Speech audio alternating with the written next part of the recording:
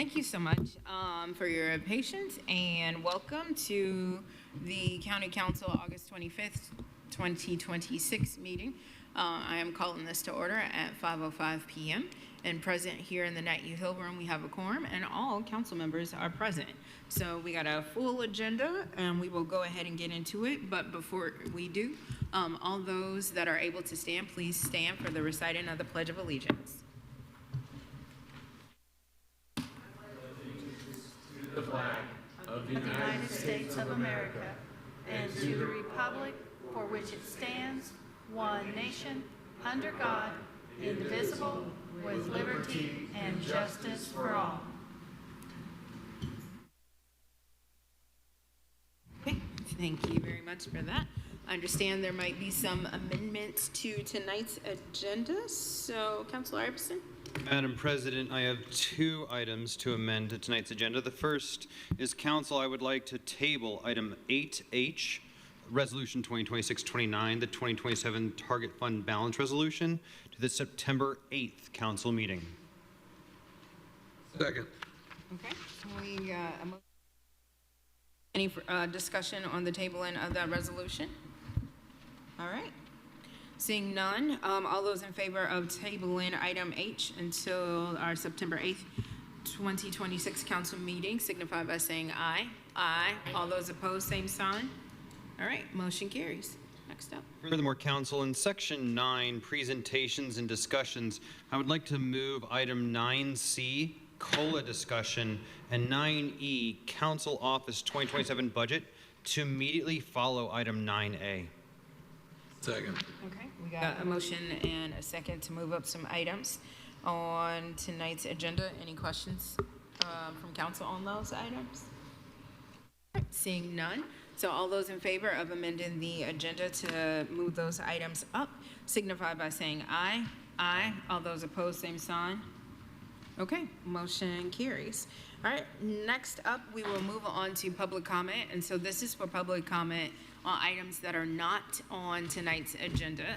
So if you are here present in the Nat U Hill Room wanting to make a comment, you will sign in here at the lectern.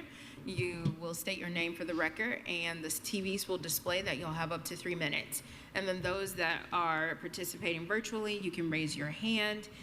Looks like we already have a hand raised. Again, you'll state your name for the record, and you'll also have up to 3 minutes. So I will go to our first person here in the Nat U Hill Room. Please state your name for the record. You'll have up to 3 minutes. Good evening, Madam President, County Council. It's Christopher Imge from the Greater Bloomington Chamber of Commerce. The county has some difficult and very expensive decisions ahead. As we have public assets that need attention, employees that deserve safe places to work, obligations to people in county custody, and essential services that residents depend on. Meeting those responsibilities is going to require some investment. And when resources are limited, prioritization matters. We need public officials willing to ask hard questions, not just on new proposals, but on the things we've been doing for years. What problems are we solving? What resources does it actually require? What results are we getting? What is the long-term cost? And what opportunities are we giving up by spending the dollars here instead of elsewhere? And metrics are our friend. They give policymakers the ability to make those choices based on outcomes rather than anecdotes, assumptions, or simply by what we've always done. This isn't time to play it safe. County government faces significant decisions, and some long-standing assumptions may need to be challenged. Good stewardship doesn't always mean just spending less. Sometimes it means saying no. Sometimes it means redirecting resources, and sometimes it means making a substantial investment now instead of failing to act that will cost taxpayers considerably more later. And from the Chamber's perspective, we also have to keep our eye on growth. We can make better choices about how we divide the pie, but over the long term, we need that pie to grow larger through more jobs, more investment, more housing, and a stronger tax base. What matters is that those decisions are deliberate, measurable, and tied to the county's most important responsibilities. Thank you. Appreciate it. Thank you. All right. I will go to Teams Land. So the person with the screen name of Jamie Ford, you should be able to unmute, state your name for the record, and you'll have up to 3 minutes.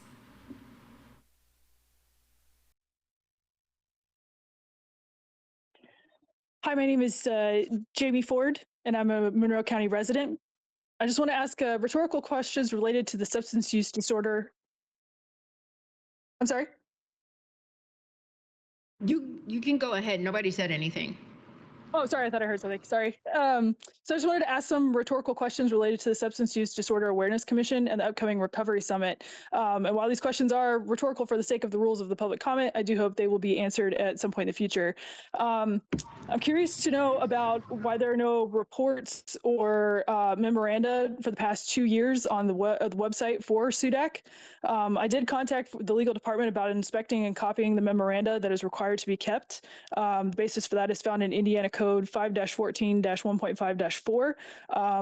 My question is, if it's not there, then who has it and when will I be able to see them?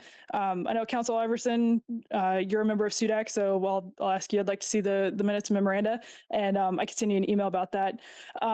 Because if they're not available, I do believe this is an open door violation.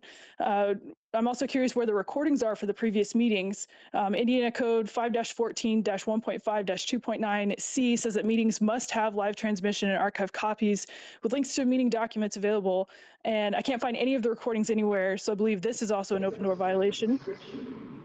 If I'm wrong and all of this is available, I do apologize. However, I've really looked and I cannot find any of these. And if SUDAC, via the summit that I'm assuming our tax dollars are paying for, really wants concerned citizens involved, then why is it that the Monroe County Health Department is not releasing records related to its own program directly related to substance use here in Monroe County? Speaking about the syringe program, I should note that I requested almost identical records from IDOH, and I've received records related to the syringe program. So why is it that the county health department it seems to be violating the Access to Public Records Act, especially when it's related to what SUDAC and the summit are for? So given the multiple potential violations of Indiana Code, the open door law and Access to Public Records Act, the lack of overall transparency, I believe funding for the summit should be pulled and this commission should be ended. I understand y'all aren't the ones that put the commission into place, but y'all do control the funding. So I believe that should be pulled. And I just appreciate your consideration. And I look forward to more transparency from the government in the future. Thank you. Thank you. All right. Sounds like Council Iverson. Jamie will be sending you an email. I look forward to it. Okay. All right. Thank you very much. Last call for public comment. Again, you can come forward to the lectern here in the room, or you can raise your hand via Teams.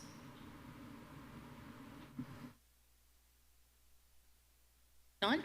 We will move on. So we'll thank you all for those that made public comment this evening. Next up is our department updates. These are also for items not on tonight's agenda.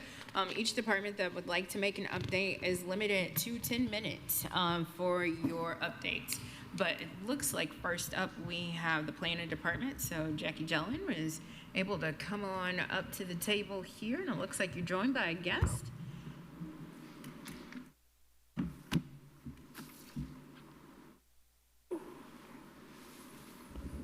Welcome. Thank you. Thanks for having us. So good evening, Council. I'm joined here with the President of the Plan Commission and Executive Committee, Scott Ferris, and today we're hoping to share with you a memo that is part of the packet on page 6. So we'd like to go through that a little bit with you and ask at the end just for some guidance on next steps and process.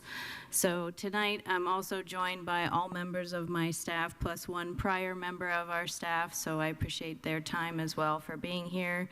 This is a really important topic for us as we've lost 3 people out of our 8-person department in 9 months. The number one reason for losing those key people have been for salary. And 2 of those people left to the city of Bloomington to take a lateral position that paid $18,000 more. So on the screen here, we do have for your review a proposal where we have our existing salaries, our proposal for the council to consider that fits into the current grid and salary ordinance. And then on the far right-hand side, also we have the City of Bloomington salaries for a direct lateral comparison, as you see. We do have some asterisks to this table. I just want to point those out. This does have a source link to the City of Bloomington salaries. These are all based on a 3-year midpoint. And of the staff in our office currently, only one person is not at the 3-year level. We also have somebody at the 14-year level, which is also an asterisk for our assistant director. So I'd like to hand it over to Scott as well to just add a little bit to this memo, and as he was integral in signing it and also putting it together. Esteemed colleagues, Scott Ferris here. I am the president of the Monroe County Plan Commission. Been doing it since January. I'm going to give more of a top-level discussion on how we got to this particular memo. Plan Commission, as always, will take a look at the budget that's submitted. We read in detail the instructions that you provided, and we did consult with our council liaison person on that flatline budget with no COLA and no increases.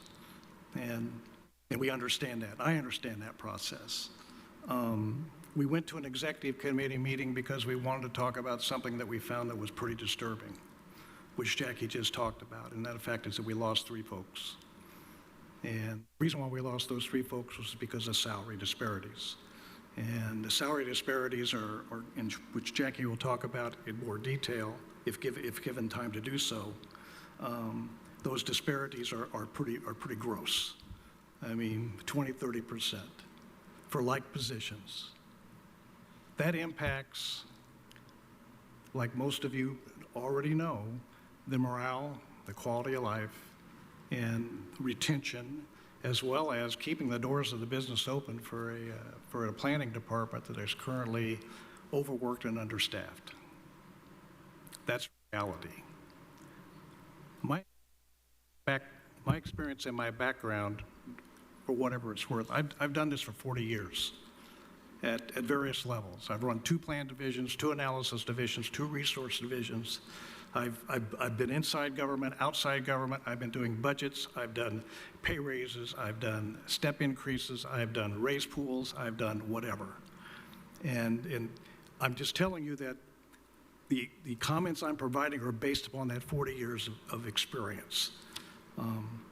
Jackie is going to bring up something here at the end, and I apologize for being repetitive and redundant in our comments. I am available. I will sit down and talk to anybody about these labor categories, position descriptions, and provide what I believe is a compelling argument for increasing their salaries. And in some cases, bumping them up a notch. And in some cases, making Jackie here a director and getting paid at the director level. There's some other comments she'll go into. So at the executive committee meeting, what we did is we had Jackie come present to us this analysis of the disparity, the difference in the salaries between the city and the county. There is a spreadsheet out there that I believe some of you probably have a copy of that not only talks about the planning department, but it talks about across the board.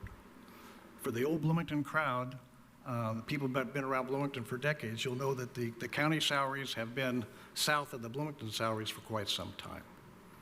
And you're going to take and retain quality people, you're going to, in my opinion, you're going to have to pay for them. So we sat down and we actually discussed the folks that we lost and why we lost them. Outtake, outbriefs, et cetera, and what their primary concern was, and the primary concern was salary. You all have been very generous in fulfilling Jackie's requirements for filling funded vacant positions, and I think that those have all been satisfied now. Correct? We're making the last decision this week, so yes. Yeah, and that's great, and we thank you very much for that.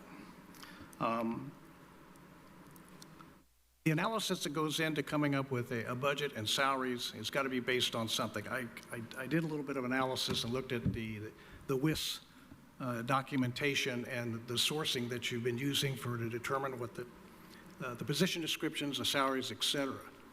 That data is 5 years old. Correct me if I'm wrong. I think it was 2021, something like that. I mean, that's a long time ago, and my experience is the data is out of date if it's that old. In my world, what we always did is we went to the HR department, and you can do pretty easily do a search on position descriptions and labor categories and salary ranges, et cetera, across the spectrum, depending on whatever function you're talking about. I think it cost almost, $100,000 to take and contract out or outsource that analysis.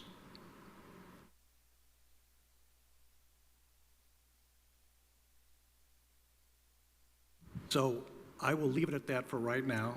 What I'd like for Jackie to do is, because we want to get it on the record, to reference page 1 here, go back to page 1. That is the crux of what we're suggesting and we're requesting. And the discussion hopefully will take place with the Personnel Advisory Committee. Hopefully that will take place. And like I said before, I'm available and Jackie's also available to sit down and go over the Planning Department's request as it relates to that committee and also the council here. Yes, so the reason we're here tonight is that PAC has not held a meeting since, well, this year, and I don't believe most of last year.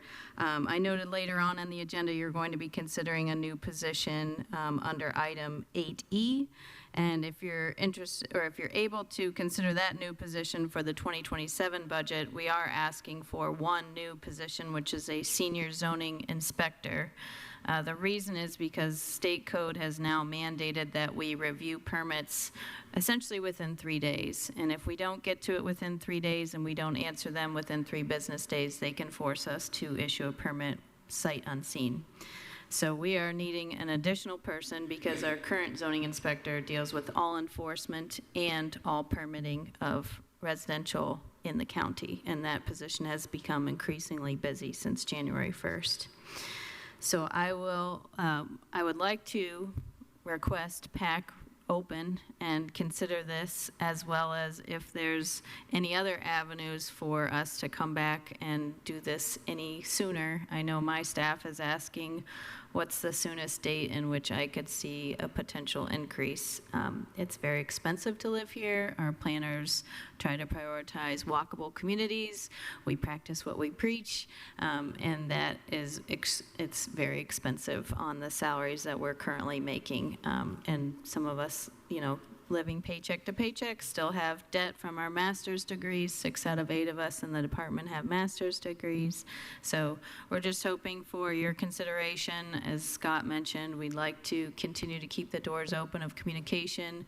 We're not sure on the process right now, so if you could help guide us, whether that's a PAC meeting that starts January 1st, or if you can talk to us a little bit about next steps, I think that would give our office some guidance, and they're looking for that for the next coming year.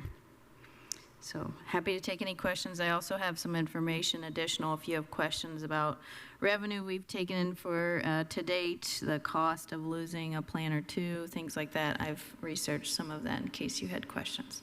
So we've actually looked at the budget, and she realized in probably most cases here, just kind of like the city, correct me if I'm wrong, we're probably looking at a deficit budget for the county. Is that correct?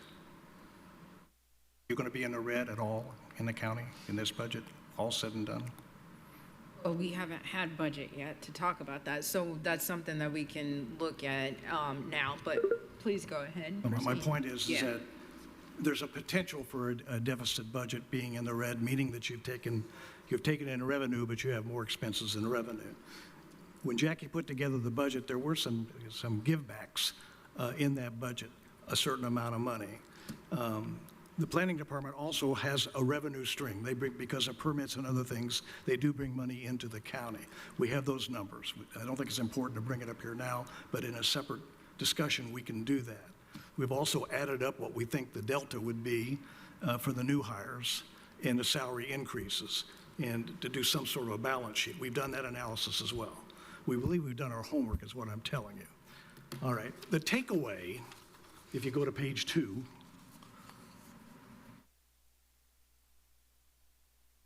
and it is, just as I've stated there, and I'll read it for the record, reclassified the assistant reclassify the assistant director and the 3 planner positions to a higher pay grade, and create a new special occupation position for the director.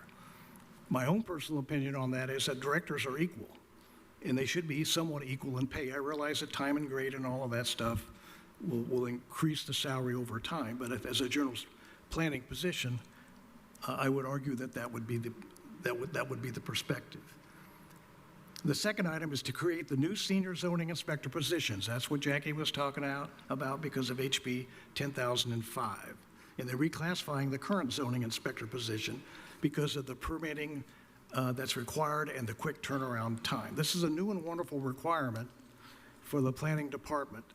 And not doing it is going to take and overload the current staff, which is already overloaded.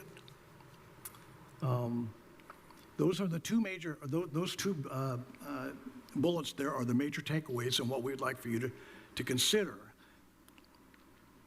And to get off the stage, like Jackie said, we are available in whatever body, for whatever time, to talk about these positions and provide you with what we believe are the compelling arguments. I realize that there are budget constraints in every environment that we're in, but we believe that we need to do these sort of things to take care of our people. You have a very strong planning department, and I'm sure you're all aware of that. Jackie has done an excellent job of managing that particular directorate. She's got individuals who are well-trained, well-certified, most have master's degrees, and from my particular perspective, we're not paying for those master's degrees. And if you take and have to do a new hire because you've lost someone, that is 6 months, and that's probably a low estimate. My observation is that if I lost somebody if I brought a new person in because I lost somebody, it'd take me almost 6 months to a year to get them to the point where they were competent in the position. These folks, because of the Plan Commission meetings, when they bring a petition forward, they've got to know that doggone ordinance, which is very comprehensive and very complex backwards and forwards, and they got to speak on behalf of the petitioner. And they do, and they do a very fine job. To get a person up to that point, up to speed where they can do that, is not something you do in short order. It takes a while. If you got to take that new person and put them through 6 months of training, and this is reality, somebody else has got to double up to pick up that extra workload during that time frame. This does not make for an efficient organization, and competent, and qualified, and certified. Anything else? Concludes our comments. Unless you have questions. I'll look to colleagues to see if they do. Anybody have any? I think that's a lot to take in right now, for sure. And as we are, again, in the process, much as what our surveyor did about 2 weeks ago now, that, we do have budgets. We do have a lot of things that are coming up right now. And I don't want to commit to anything right now, but I definitely hear you and I see the work that you do. And yeah, competitive, that's a thing, right? So, I think that's something that we would have to discuss and have those things related to budget. And because I did ask for a flat rate or, flat across the board, it's so that we can get a better picture of what we have so that we can figure out and have those discussions, whether it's a COLA, longevity, all of those different things during the time that we are needing to have that, which is during budget season. So I definitely hear you, and I'm not dismissing or, doing anything of that, and appreciate the presentation that y'all have given us.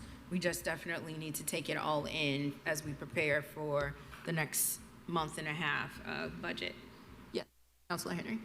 Thank you, Madam President, and thank you for coming in and making presentation.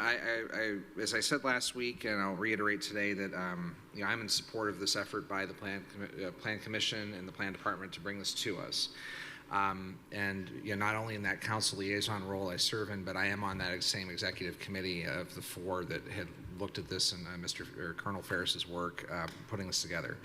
I wanted to say that this is a new comment, and I wanted to bring this forward and echo it, that I appreciate your comment about classification and compensation books. And when a book like that is put together that looks at a lag, a midpoint, and a lead for a given position, that those do go stale. And if we're talking 5 years, that means pandemic times, that we're talking about the last time we looked at a pay band, what a market position would be for an assistant director or zoning, et cetera, right? So, and that may be, I think, also a part of our intention here to freeze hiring and visit this case by case, and also not having PAC meet. That it's like, not that I go to gyms, because I don't, but I understand people atrophy when they don't go to the gym.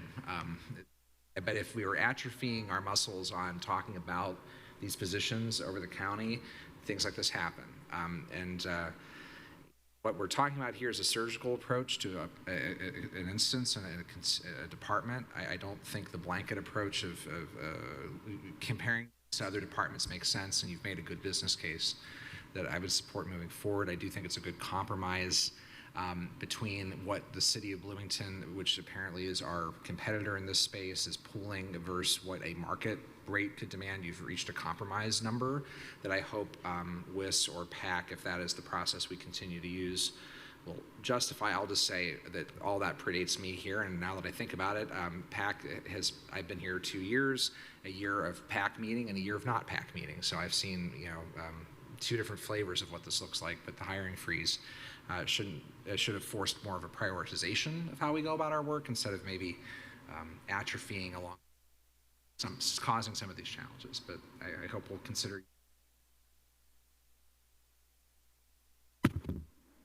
Yes, Councilor Wiltz.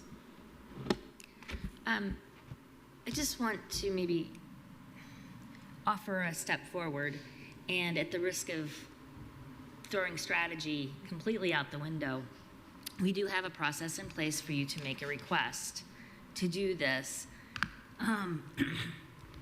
I would encourage you to go ahead and proceed with that request to our office to make these changes. There are certain forms that you fill out to allow us to kind of compare apples to apples in terms of fiscal impact.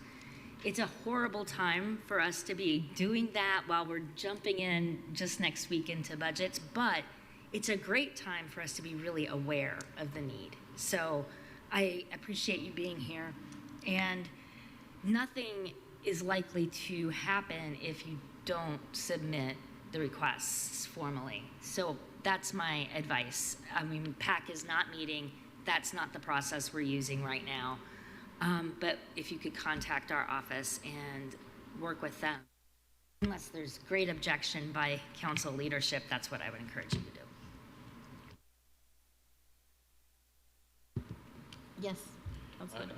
I just want to add, first, thanks for coming tonight, and thanks for all the folks that showed up with you. That's not lost on me for this. I am sometimes a little different on my notions on PAC chair versus salary. And I think I come at this from time as PAC chair and just time listening to department heads and county employees over the years. And that really, yes, things are about a classification, but really classification for employees is about money. It's about financial compensation.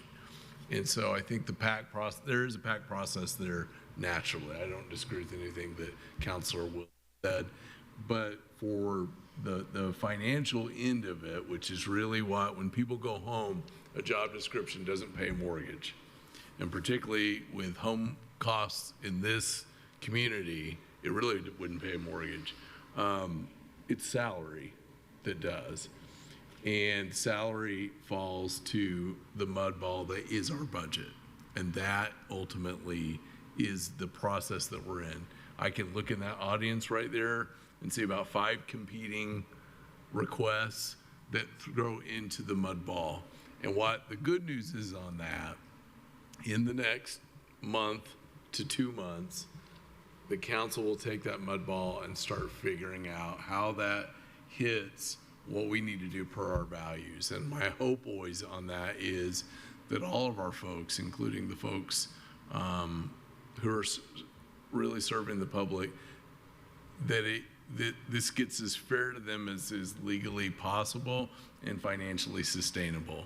And I know that that is not reassuring to anyone to hear it, but we have been figuring out that mud ball for a long time through a pandemic where that classification study came, and then also with some ad hoc things over the years that I'm sure didn't keep up with the private sector, but as a child of a county employee are a whole lot better than the grievances they heard back in the day. And so our goal is to do that better and better in that mud ball and hopefully get it close. This is an extraordinarily weird and difficult time given the laws that are handed down. As I look at your description, yet again, we've got legislation going after a cause, and I always appreciate when it goes after a good cause, but also you have an unfunded mandate. And the unfunded mandates I see on our departments from the state, they stack so high that they could knock this courthouse over. And we need the state to send some money. I mean, it's like literally, we cannot get through this process. But ultimately, there's a point in there, we have got to make this a community that is accessible to people, not just our employees, but all people. And I think there's a larger discussion there, but I appreciate everybody coming in here and sort this inarticulate mud ball out. Other questions or comments from council on this item? So I would say you'll work with staff and go from there. Would you prefer the request to come in after all the budget hearings at this point? It's like sometime in October or now? I mean, let's just work with staff and just work with staff, and then we'll kind of go from there. But I would say that I think that's the time to maybe talk about those things as we gear up for the 27 budget. So I think ideally is just working with our staff and guide you through the next steps. Thank you. All right. Thank you. We appreciate it. Thank you.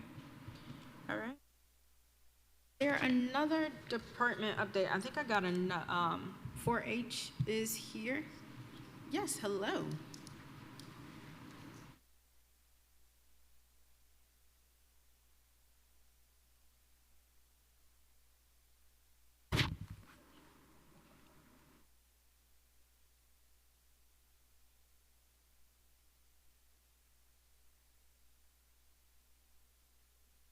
Good evening.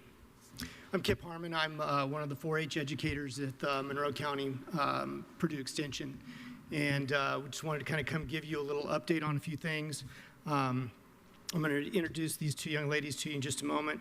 I just wanted to touch base here with you a little bit. You may be aware that the 4-H community is grieving after the tragic loss of a volunteer last week. Our thoughts and prayers, of course, were with that family and the greater 4-H family as we navigate this painful time.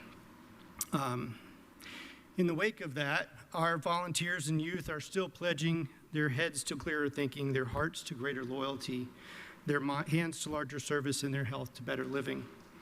The 4-H Junior Leaders Club is already busy planning their first large service learning project during the Children's Farm Festival that's coming up at the end of next month. That's the largest field trip experience in this region of Indiana. Educators and volunteers already have some exciting plans for assisting schools and project-based learning programs.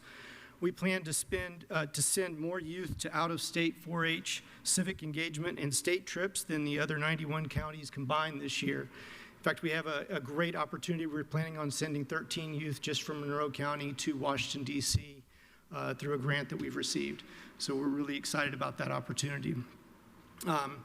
But right now, I don't want to take any more time. I want to let them tell about some of their experiences. I'm going to turn things over now to Corel Patnode and Autumn Almet, who would like to share a little bit with you about how the support of the county has impacted their 4-H experience, and just want to thank you for the county's continued support of 4-H.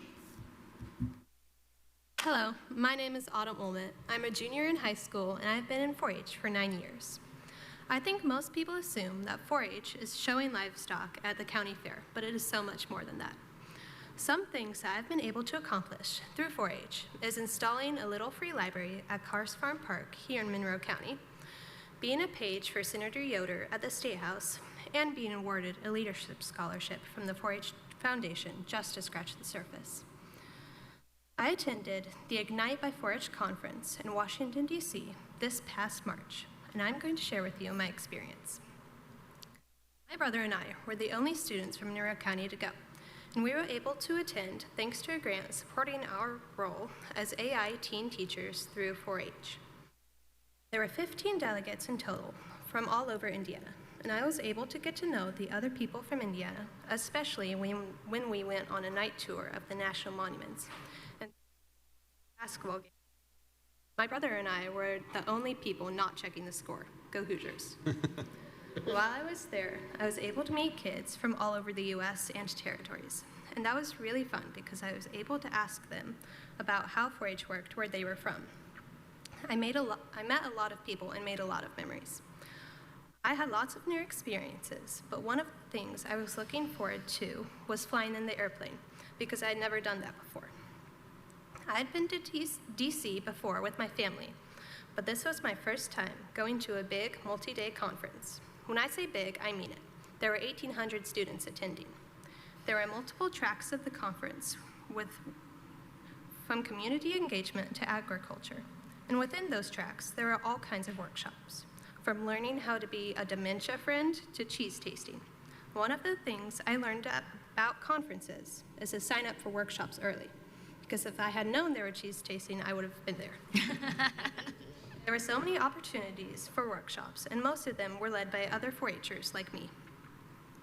My favorite workshop I attended was one about wind energy, which I was not expecting to enjoy as much as I did. I attended so many workshops that I enjoyed in the STEM track of Ignite. An honorable mention is a workshop I did about compost in a jar, where I actually took compost home with me in my suitcase. Many of the workshops were things I could take home and do with my club, which is inspiring to me as my club's president. I learned so many new things, and that experience is so valuable to me as I move on and explore career opportunities. Overall, my favorite memories from Ignite were the dance on the last night, the keynote speaker for the STEM track, and making new connections and friends. These stay with me as one of my favorite 4-H experiences. I'm so grateful I was able to attend. I hope this coming year the people who go to the conference will have as much fun as I did. I know these things will not be possible without the 4-H staff and volunteers who use their head, heart, hands, and health to help kids in Monroe County and across the United States. Thank you. Good evening, I am Carol Patnode. I am a 10-year 4-H member in the Horse and Pony Club, as well as I was an active member in Junior Leaders and the Dog Club.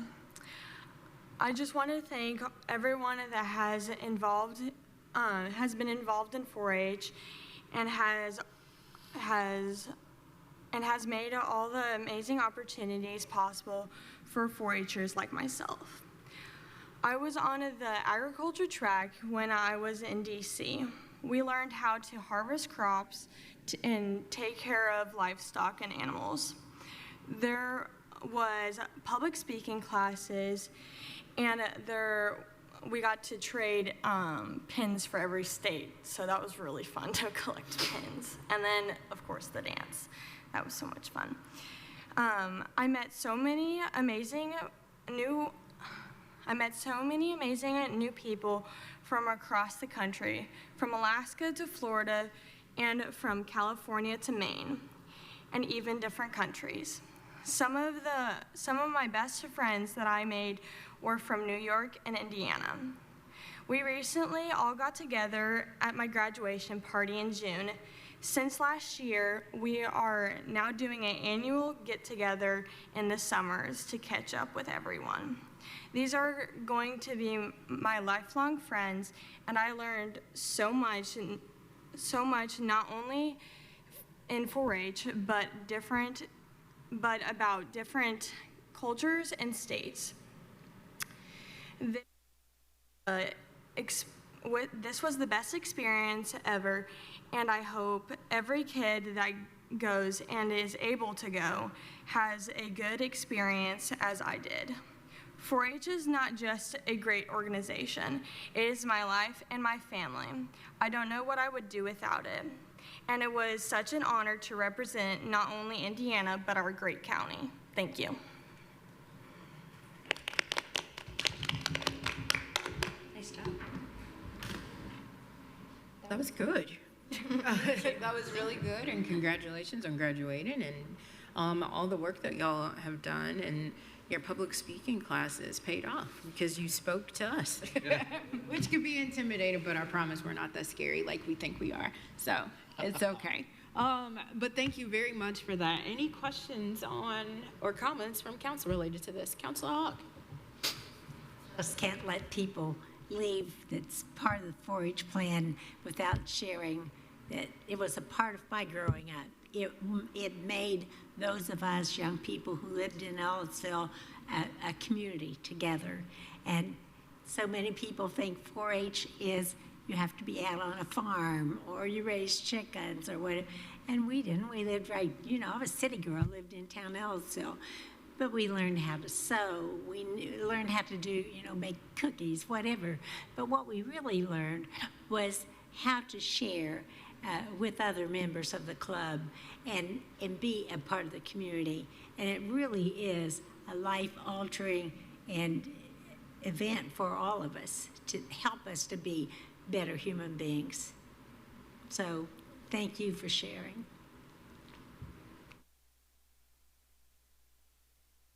I loved everything you said, and I like hearing you end it with our great county, because we don't always get good news up here. Our jobs kind of don't always make us smile, but you not only made us smile, but all the folks watching out there got a good message they need to hear. So when we're in our hard stuff, we know that. As a father of a little 4-H person going in that direction, your direction and wanting to do that, I appreciate the modeling that you're doing for that. My curious question for both of you is, and you don't have to answer if you don't want, what do you want to do in life? What do you want to do in life? I'm trying to figure that right now. I'm taking a gap year, I think. That's what I'm going to do, just trying to figure out. But I definitely want to come back as an adult leader to encourage our youth to get more involved in 4-H. Upon graduation in 2028, I hope to go to college for plant science and then eventually have a career in maybe public education or in the lab doing experience. But the reason I want to go into plant science is because of 4-H and the floriculture project that I did growing up. Honor us by being here. Yeah. Yeah. Welcome. Thank you. Thank you. Have a good evening.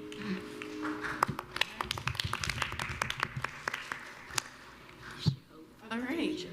Are there any other department head or departments that would like to make any department updates?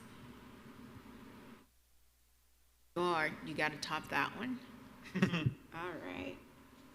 Seeing none, we appreciate all of the department updates that gave us an update. So thank you very much.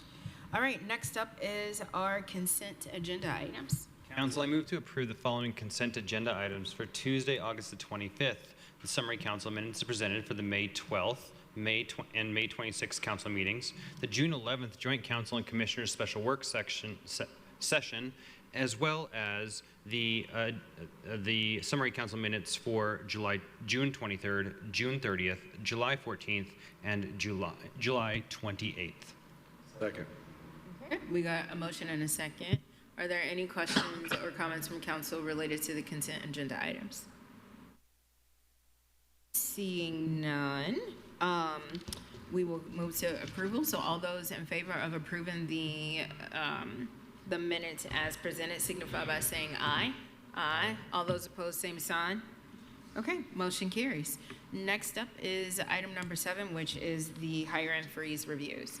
Council, I move to open for discussion, possible approval probation department's request to be exempt from the hiring freeze and be allowed to hire in Fund 9142-0000, Community Corrections Grant 51%, and Fund 1122-0000, Community Corrections Fees 49%, one full-time legal secretary receptionist position. Second. All right, we got a motion and a second. We are joined by Becca. Hello, Hi, good evening. welcome. I'm not Linda Brady. I'm filling in for her. Becca Strike, Community Corrections Director and Deputy Chief Probation Officer.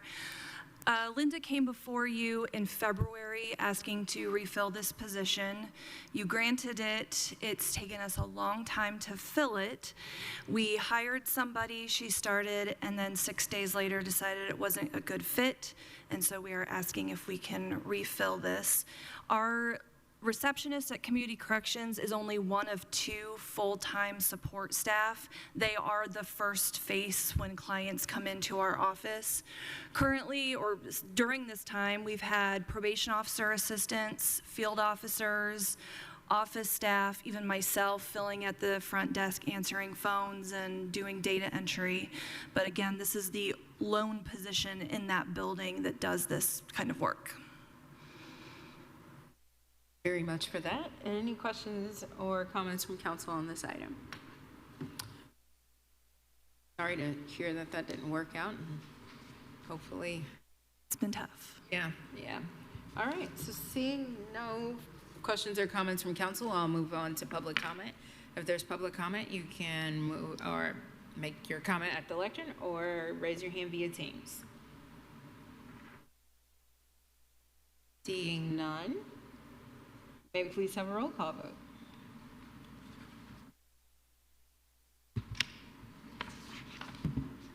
Counselor Iverson? Yes. Counselor Fine? Counselor Hawk? Pardon? Counselor Wilt? Yes. Counselor Henry? Yes. Counselor Deckard? Yes. Counselor Crossley? Yes. Motion passes unanimous. Okay. Thank you very much. Thank you. All right, next up is from the coroner's office. Council, I move to open for discussion and possible approval the coroner's request to be exempt from the hiring freeze and be allowed to hire in Fund 1000-0007, County General Coroner 1 part-time deputy coroner position. Second. All right, we got a motion and a second. We are joined by, welcome. Good afternoon, Council. Afternoon. So I am requesting a ability to hire 1 additional part-time member for my staff, a paid part-time member. Currently, I just have 1 that was approved back in a meeting from March. A line item was already created, as well as additional fundings to support that hiring. All I'm asking for is just to hire a second part-time paid person that would still be paid out of that same account line, so no additional funding would be needed. I was recently told that one of my current salary deputies is looking at going back to school and is interested in staying with the department, but on a part-time basis as opposed to a salary basis. So this would allow that employee to step down and still be with the department. And it also gives me the opportunity to possibly look and hire someone to fill that salaried position while during her absence. Very much for that. Any questions or comments from council on this item? Yes, Councilor Decker. I just had a quick question, not necessarily related to this, but just generally with your office, which everybody's always fascinated by your office, and for probably all the wrong reasons. But someone is always on duty in that office, right? If not you, somebody, right? That's correct, yes. We staff 24/7, 365 days a year. There's someone always on call. We typically do 12-hour, 24-hour shifts, 7 a.m. to 7 p.m. or 7 a.m. to 7 a.m., but there is always someone representing the coroner's office every day of the year. Are there further questions or comments from the coroner? Seeing none, we'll move to public comment. You can come forward to the lectern here in the room or raise your hand via Teams.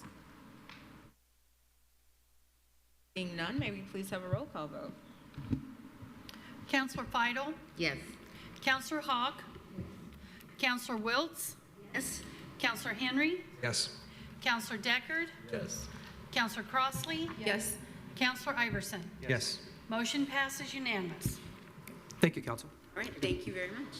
Next up is item C for the Board of Commissioners. Council, I move to open for discussion and possible approval the Commissioner's request to be exempt from the hiring freeze and be allowed to hire in Fund 1000-0161 County General County Buildings, one full-time maintenance position, and simultaneously amend the 2026 salary ordinance to add a new account line 16003 Maintenance, 40 hours, LTCA non-exempt, and remove account line 16003 Maintenance Assistant Supervisor, 40 hours, LTCC position. Second. All right, we got a motion and a second. We are joined by Mr. Kreider and Angie Purdy. Hello. Good evening, Council. Richard Kreider, Monroe County Building and Fleet, here with Angie Purdy, Commissioner's Executive. Our Maintenance Assistant Supervisor retired in February.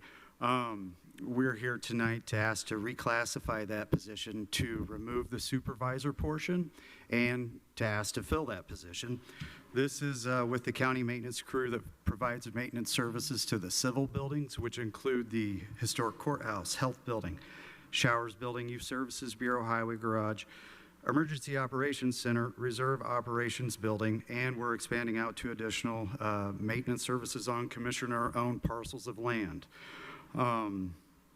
We're currently operating with a maintenance supervisor, one day shift maintenance position, and one evening shift maintenance position, and we could really use the help. All right, thank you very much for that. We'll look to council to see if anybody has any questions or comments. I'll go Councilor Hawk and then Councilor Henry next. Okay, my question is a budgetary question.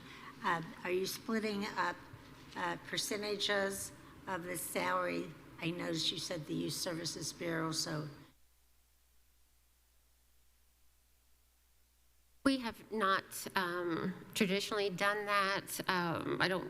We don't have one person particularly assigned to that facility. I guess it's something we could look at in the future, but it hasn't been something we've done. Councilor Henry. Thank you. Thank you for the brief there. Walk me through the last civil structure that's maintained by this position, the parcels of land piece. Can you walk me through what the maintenance is on the commissioner?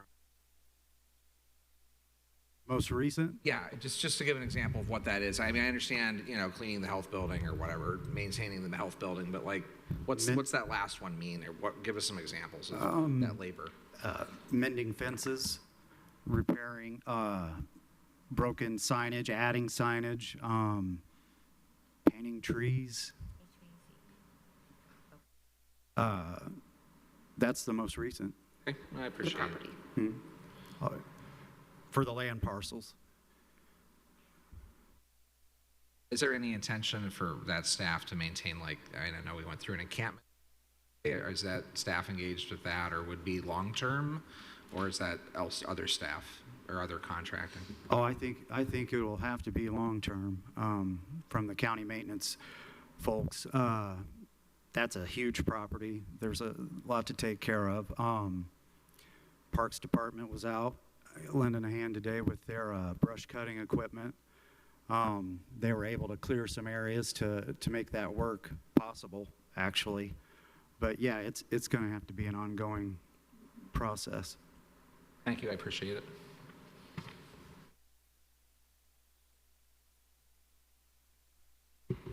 I know you've got a relatively small department here, but often I like to see a little bit of a organizational chart.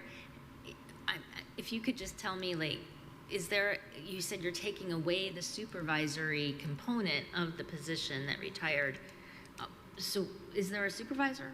There's a maintenance supervisor. That position was assistant supervisor. When that position was created, the maintenance department looked a little different.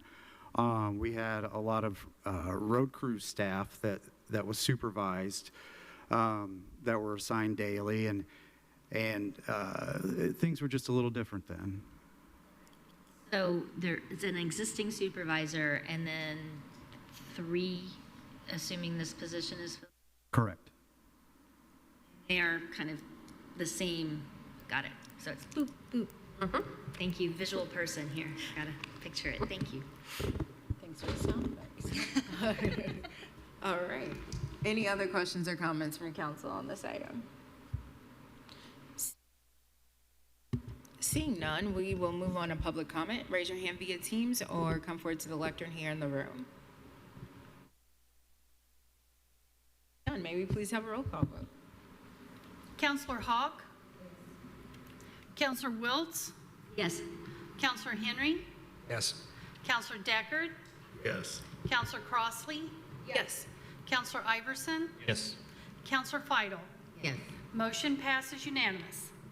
Thank you. Thank you. Next up, we will get into the county council business, and this is the update to the fiscal body's annual review of the estimated property tax levy limits. So I am going to look to the auditor, Ms. Gregory, for that update. Welcome. Thank you. Thank you very much. Okay, so council last meeting reviewed, as required by statute, the estimated property tax levy limits and property tax caps. The Department of Local Government Finance publishes that information usually sometime in July. They publish before the end of July, at which time we downloaded and prepared that information to present to you. We were not notified of a correction, and so the county's information for our specific unit was correct, but unfortunately a lot of the other units were incorrect when you reviewed them. So we have since pulled the 8.3 version, 8.3 2026 version, which is the updated corrected version that the DLGF recently published. So apologies for that. Moving forward, I guess we will add a control that we will double check because there's not a notification apparently.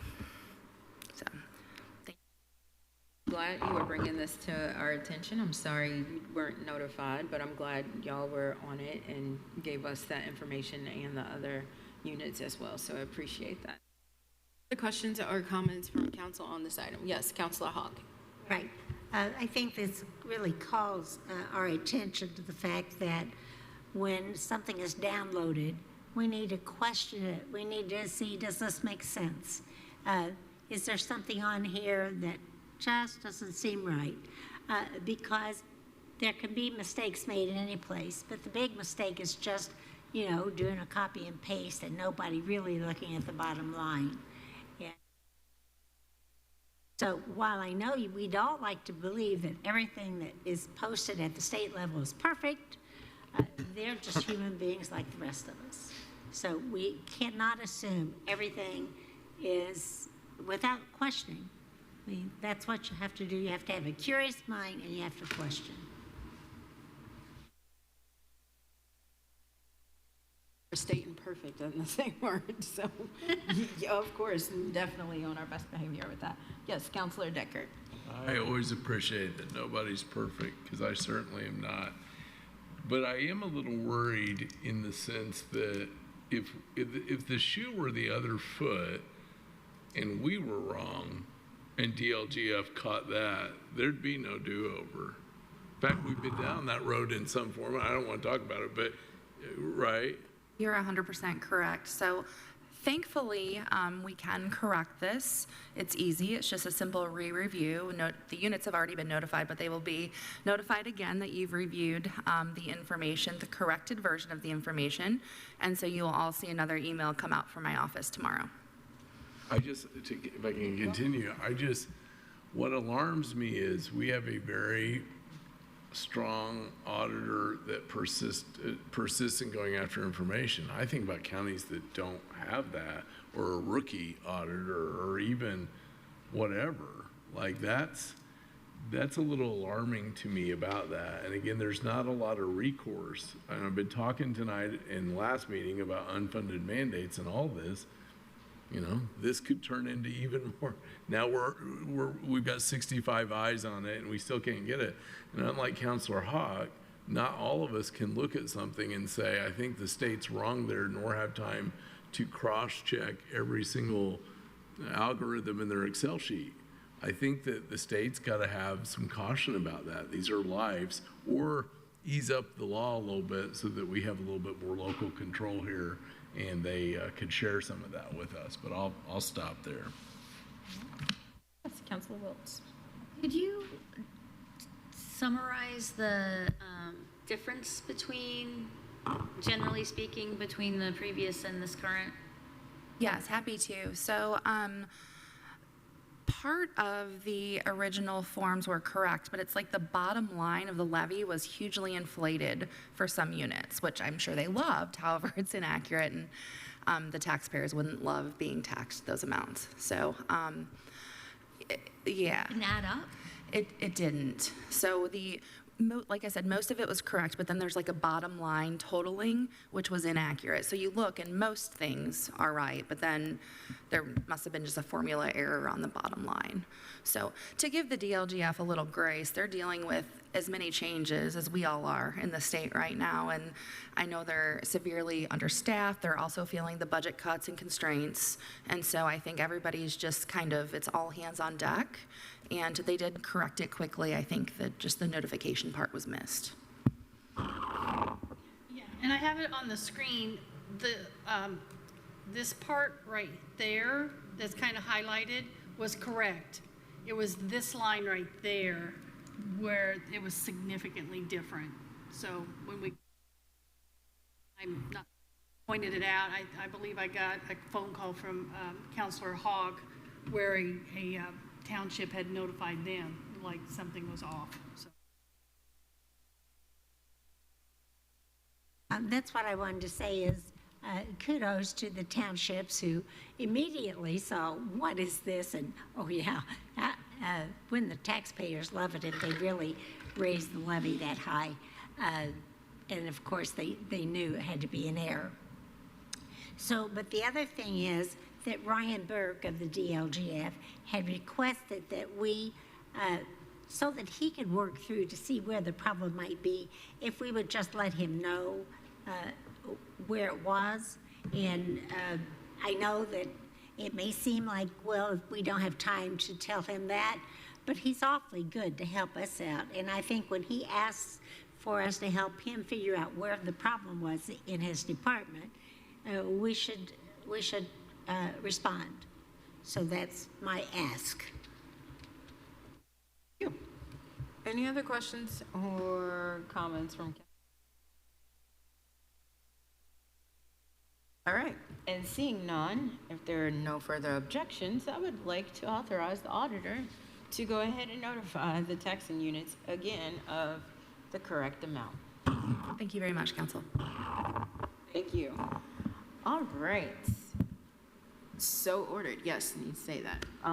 Next up is item B from the prosecutor's office. Council, I move to approve the prosecutor's request in Fund 9159-9626 High-Tech Crimes Unit for an additional appropriation of $1,300.98 in the services category.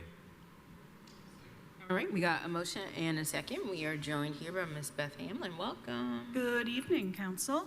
This is a small amount of additional grant funding that's coming from the Indiana Prosecuting Attorneys Council.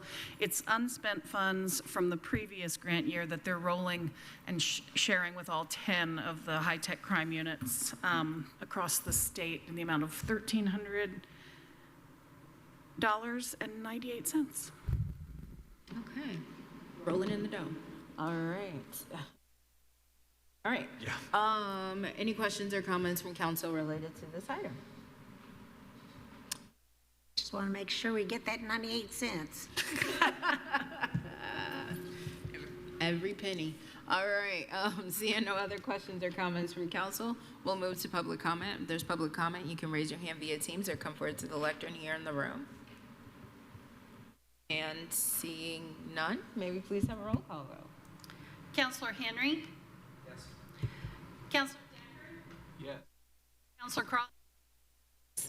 Councilor Iverson? Yes. Councilor Feidel? Yes. Councilor Hawk? Yes. Councilor Wiltz? Yes. Motion passes unanimous. Thank you. All right. Next up is item C from the Health Department. Council, I move to approve the Health Department's request in Fund 8104-9627, Public Health Emergency Preparedness for additional appropriations, the amount of $17,333.19 in the supplies category, $6,249.81 in the services category, and $1,417 in the capital category for a total appropriation of $25,000. Second. All right, we got a motion and a second, and it looks like Ms. Lori Kelly is joined with us via Teams. Welcome. Good evening, Council. This is ongoing grant funding that the Health Department receives. This helps to support our preparedness division. So we have 2 full-time employees. This funding is going to help support supplies, education, travel, and services. Thank you. Any other, well, first, any questions or comments from council on this item? Seeing none, we'll move to public comment. Raise your hand via Teams or to the lectern here in the room. And seeing none, may we please have a roll call vote? Counselor Dick? Yes. Counselor Crossley? Yes. Counselor Iverson? Yes. Counselor Feidel? Yes. Counselor Hawk? Yes. Counselor Wiltz? Yes. Counselor Henry? Yes. Motion passes unanimous. All right, next up are a couple of items from the Public Defender's Office. Council, I move to open for discussion and possible approval of the Public Defender's Office request to be exempt from the hiring freeze and be allowed to hire in Fund 1200-0000 Public Defender Supplemental 1 full-time paralegal position. Second. All right, we are joined by Mr. Michael Hunt and Heather Stuffle. Welcome. Welcome. Good evening. Michael Hunt and Heather Stuffle from the Public Defender's Office. If you want to talk about the first issue, it's requesting to hire someone regardless of the hiring freeze. We have 3 investigators and 3 paralegal people as part of our support staff. And their jobs kind of intertwine. They both talk to people and do research in the law. The paralegals obviously on the legal side, and the investigators go out and talk to people or investigate facts or look at crime scenes. And one of the things that affects us, you just talked about the high-tech crime unit, that provides the prosecutors with more information and more expertise. And we need somebody to not only look at that, but to maybe hire experts on the other side or look at the legal ramifications of what this high-tech people have come up with. One of our paralegals has been with us, I think, about 11 years, and she recently had her 3rd child and decided she would rather stay home and play with the baby than work in our office. And so we'd like to replace her, and that's what we're asking for. Congratulations to her as well. All right. Any questions or comments from council on this item? Yes. Sometimes people talk to us about the training timeline to get into a role. Do you have any idea how long it takes to become certified as a paralegal? Well, that's part of the problem. In Indiana, there really is not an official designation as a paralegal. Now, you can go to maybe Ivy Tech and get a certificate that says you're a paralegal, so that's some indication. Other people we've had went to law school for a while and then decided they didn't want to do that. Others were investigators for some agency and then came to us and we trained them. It depends. They actually write a lot of our, say, appeals or that type of thing, and then the attorney works with them and refines that. So that takes a while. I would say, as the lady before mentioned, it probably takes a year to get very good at being a paralegal, and it kind of depends on what you're having them do. The other thing is we have right now, I think, 15 attorneys. And so although we don't actually assign paralegals to them, each paralegal basically is working for 5 lawyers. And that's a lot for a paralegal to take questions or research from 5 different people and come up with answers or proposals and things. To help with that, we do have law students occasionally, either by semester. Sometimes they work in the summer, sometimes over the semesters, but they require some hands-on supervision too. And they maybe can listen to tapes or audio things and give to the attorneys. But it takes the paralegal, if you're going to write a brief for an appeal, it takes a paralegal with the attorney to do that. Okay. Any other? Yes, Councilor Hawk. Yes, this is a comment. I heard you say, and you know, it sounds sweet to say, she would like to be home with her baby. She's going to stay home, enjoy being with her baby. And while I applaud her for being able to do that, I think we should recognize that many young mothers decide that it's so costly to pay for child care that if they don't have a parent or a family member that's going to provide that child care, then that eats into so much money that they could make if they're out working. So I think we need to understand that these families are facing that kind of decision. And, it shouldn't have to be up to the county council or you folks or whatever, but that's a family decision. And I know because we had to make it. And I was lucky. I had a mother that would take care of my babies, but not everybody has that. And so I just wanted to call that attention. If the lady is listening, I'm just saying, I hope you're enjoying that baby because it's a perfect time and it can't be replaced. Oh, I would agree. I was trying to inject a little levity into this thing. This is her 3rd, and I think her husband is in a position now where he gets insurance benefits and stuff, so that helps her. She was getting those from us. And so I have all the respect in the world for her for doing that. She came on and started actually as a receptionist, and then we moved her up as she went on and became an invaluable member on different appellate issues. Yeah, Councilor Hawk, yes, that is a very good point. And childcare here in Monroe County is very hard.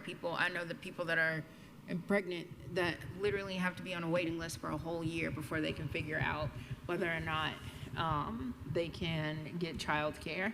So completely, yes, understand that. So thank you for calling that out. All right. Any other questions or comments from council on this item? Seeing none, we'll move to public comment. If there's public comment, you can raise your hand via Teams or come forward to the lectern here in the room.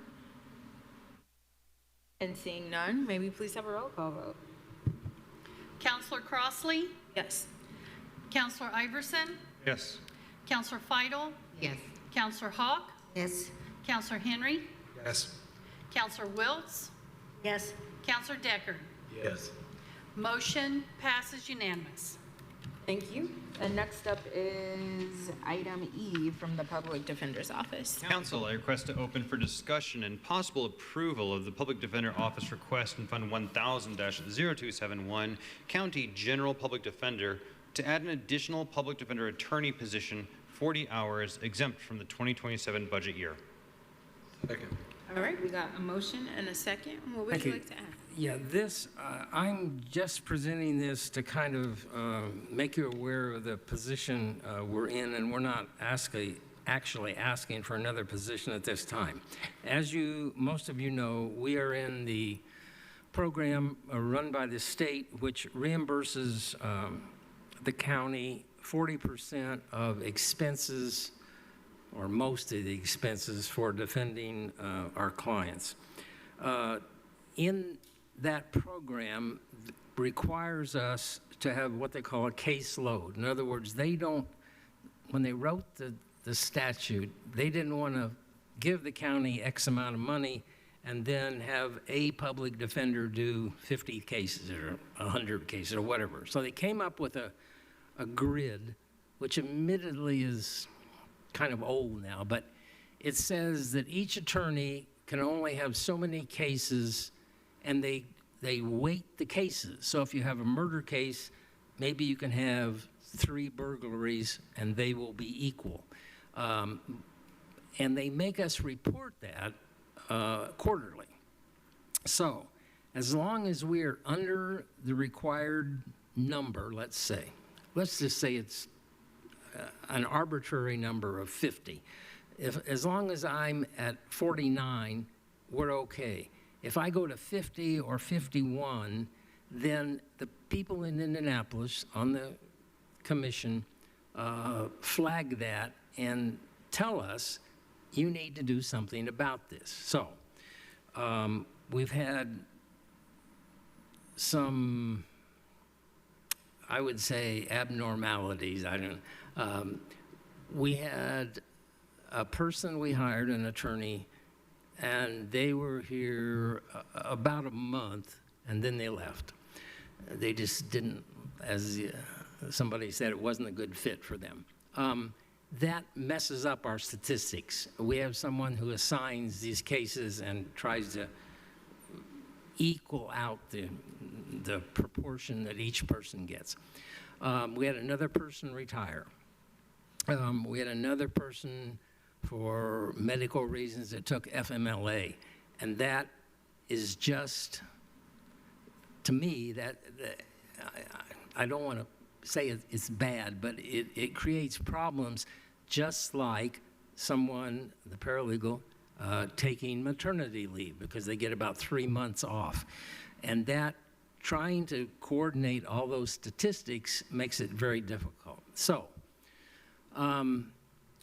when the person that retired found out that the person we hired left in about a month, he agreed to come back, but he's just there kind of temporarily on his own volition. We're glad to have him, but I can't guarantee that he's going to be there for a year or two. We have, in doing the statistics, we've noted that 3 or 4 maybe of our attorneys are approaching this line, which we've always been very close to, of having too many cases per quarter. If you're in that position for 1 quarter, that's one thing. If you're in there for 2 or 3, then the commission notifies us and says, you need to do something about that, whether it means hire another attorney or something. And that's why we're telling you, in our charts, we're getting there. We have 2 or 3 that are now over. Now, since it's a rolling quarter, as you end the next quarter, the oldest quarter falls off. So that changes your criteria. The chart we handed out is a very simple thing, and I would say it doesn't show you all these statistics, but we are basically a reactive agency. And that is to say, if the prosecutor, if the police arrest so many people, the prosecutor charges, the judges find probable cause, and give us 5 cases, we're going to do those 5 cases. If they do all that with 30 cases, we're going to do those 30 cases. So we don't really control how many cases we get. They just come in. And as you can see from this chart, it's every category that we have. The felony, the misdemeanor, and the chins have gone up just for the last 2 years and part of this year. And that's what's causing part of our people to go over. Now, we're trying to correct that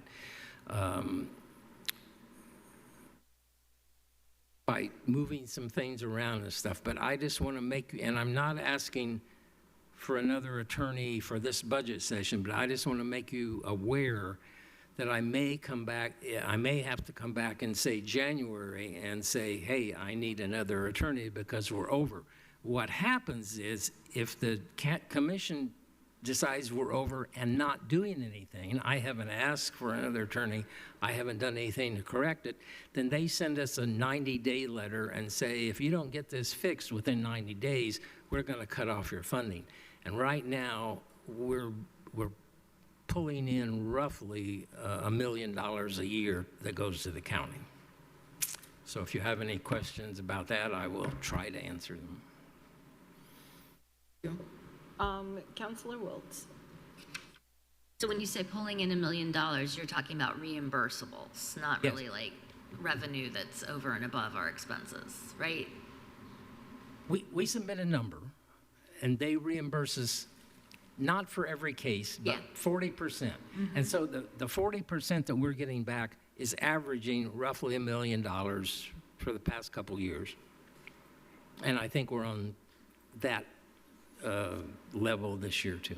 Has the commission that you referred to notified you of being over or a problem with the caseload distribution? So as I understand, we haven't gotten a letter. As I understand it, when we do the statistics, it shows if you're over a little bit, it shows up pink instead of gray or something. And if you're over more, it shows up red, just to let us know that, yes, you're over the limit of cases, or this attorney is over the limit of cases you should have.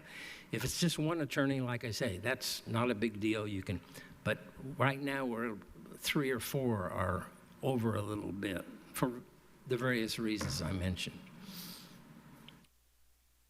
And then you mentioned a 90-day period. Does that gets kicked off though by an action from the state to Yes. you, not just entering data? Yeah, no. Yes, they have to send us like a demand letter or something saying, we've noticed you're not complying with the thing and do something about it. And do they notify you prior to that notice? Do they communicate to you about your caseload prior? Yes, Without the colors and just the data entry, I mean formally. So they will see those numbers every time I submit my reimbursement request. They check our caseloads, the statistics, the percentage of what each attorney is supposed to have. It codes red every time an attorney goes over for that quarter. If it's consistent, I will get a phone call or an email from the state asking what's going on.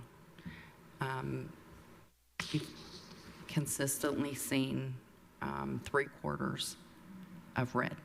But they haven't reached out to you yet. You're just Not yet. saying. We're trying to be proactive. It's $1 million a year. Yeah. Okay. May I? The obvious way that you're suggesting to address this is perhaps add another position so those cases get distributed across more positions. Makes sense. You said you were also trying to address it by moving things around. What else can you be doing? okay. We can,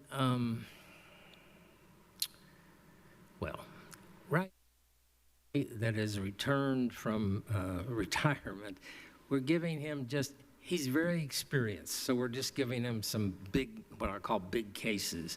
So he might not have the full amount of cases, but we're using his experience.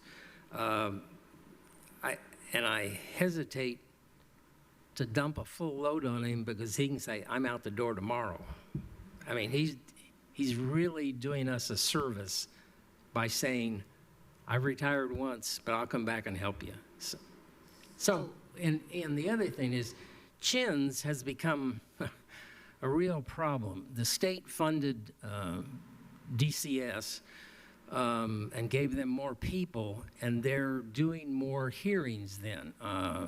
Termination cases, which have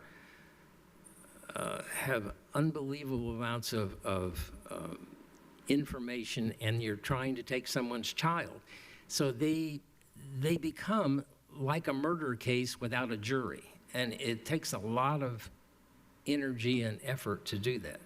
I will say that. So we can try to do that. And like I say, they don't complain if somebody takes FMLA, somebody has some medical problem. Therefore, our statistics are skewed over, but they don't complain about that. They understand that someone has a medical problem. So, but then those cases keep going. So we have to kind of parse them out to other people. When that person comes back, then we try to, if they haven't progressed that far, we try to take those cases and put them back. If they progress to a certain state, we just let them go, which means the other people may start to be over. And so it's a constant battle of trying to, the reason it's a battle is because we're so close to that line all the time. If I had 5 more attorneys, I wouldn't be talking here. I mean, we'd be okay. But we always run real close to the line you're not to go over. Have all of these positions currently filled? Yes. Yes. Yeah, and is FMLA still a problem, like active? That person is back Okay. right now. So what I see as one possible issue is that you've got a position that is underutilized because you're allowing that person to provide expertise you don't want to lose. Well, that's not totally true. When that person left, all those cases went to other people. So he hasn't been back that long that he's acquired a full caseload. So if you look at his statistics, he may be down, let's say, I don't know, 70%. And what you don't want to do is go over 1, basically. So the cases, we're trying to filter more cases to him so that he goes up, and that will hopefully let the other people go down some in total numbers. For example, it may look like he only has 18 cases, but instead of having 18 misdemeanors, he has 18 bigger juvenile felony cases, if that makes sense. Those are weighted heavier than the misdemeanors. But you're not putting this into your 2027 budget? No. Okay, thank you. Yeah, we're just showing you that the cases are increasing that we have coming in. We haven't asked for a new attorney in probably 8 years, and I think we're starting to feel that. Our numbers are starting to show that. The other thing I want to be able to show the commission is if they call us or say they're going to write a letter, I'm going to say, I'm already in the process of alerting the council, and we're working on it. And I think they'll work with us. It's just with the caseload keeping increasing, we can't do much about that. So I have a quick question, and I know Councilor Huck has a question. So I know you're being proactive and getting this out here now for the state to say, look, hey, even though we're getting close to the line, we're being very, excuse me, we're being very much proactive and having the conversation with the fiscal body and things like that. My question would be, because of that tight deadline and the 90-day, I'm thinking of all the potential. How long does it normally take on average once a position has been okayed by us to go higher? How long does that take you to fill it? Well, we used to have, if I'd advertise a position, we might have 5 applicants. We have a law school over here, and some of those people are interested. In the last, I would say, a couple of years, if I had a position, I had no applicants.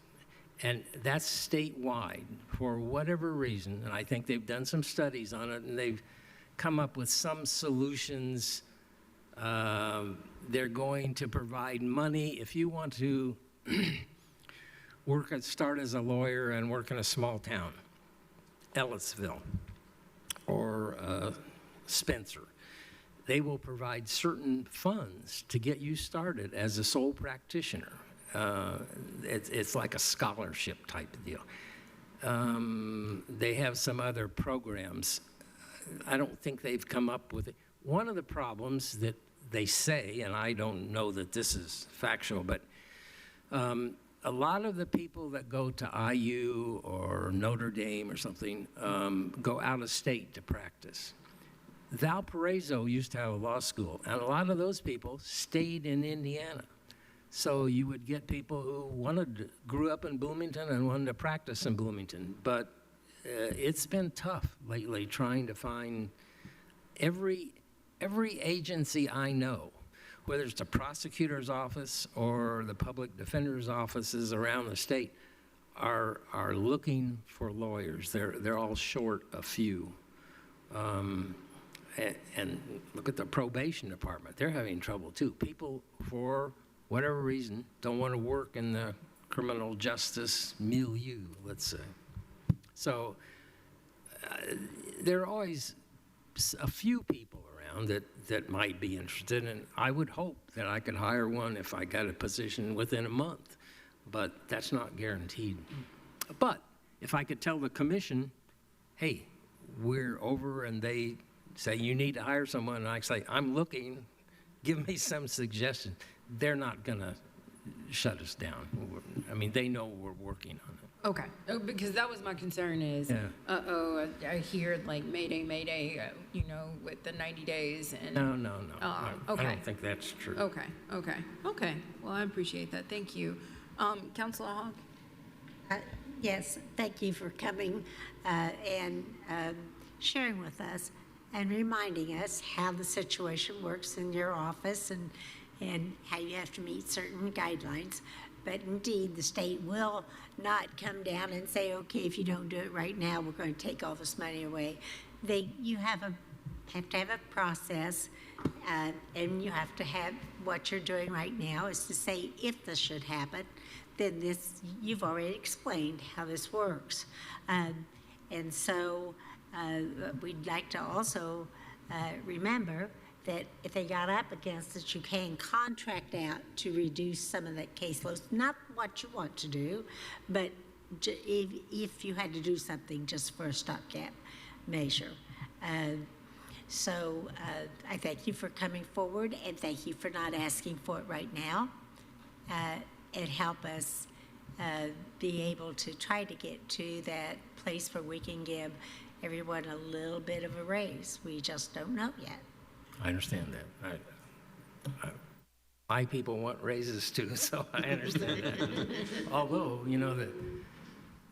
the governor decided that, for example, myself, the prosecutor, and the chief deputies didn't get a raise last year. We're not going to get a raise this year. So that's. State's not going to give any raise this year for this year? Not to higher level executives. There's a statute that says they look at what the level is between, and I don't know who all qualifies, but higher level state executives compared to, say, judges. And if the judges are within a certain range of that, then the governor decides we're not going to give judges any raises, which is true for the last 2 years.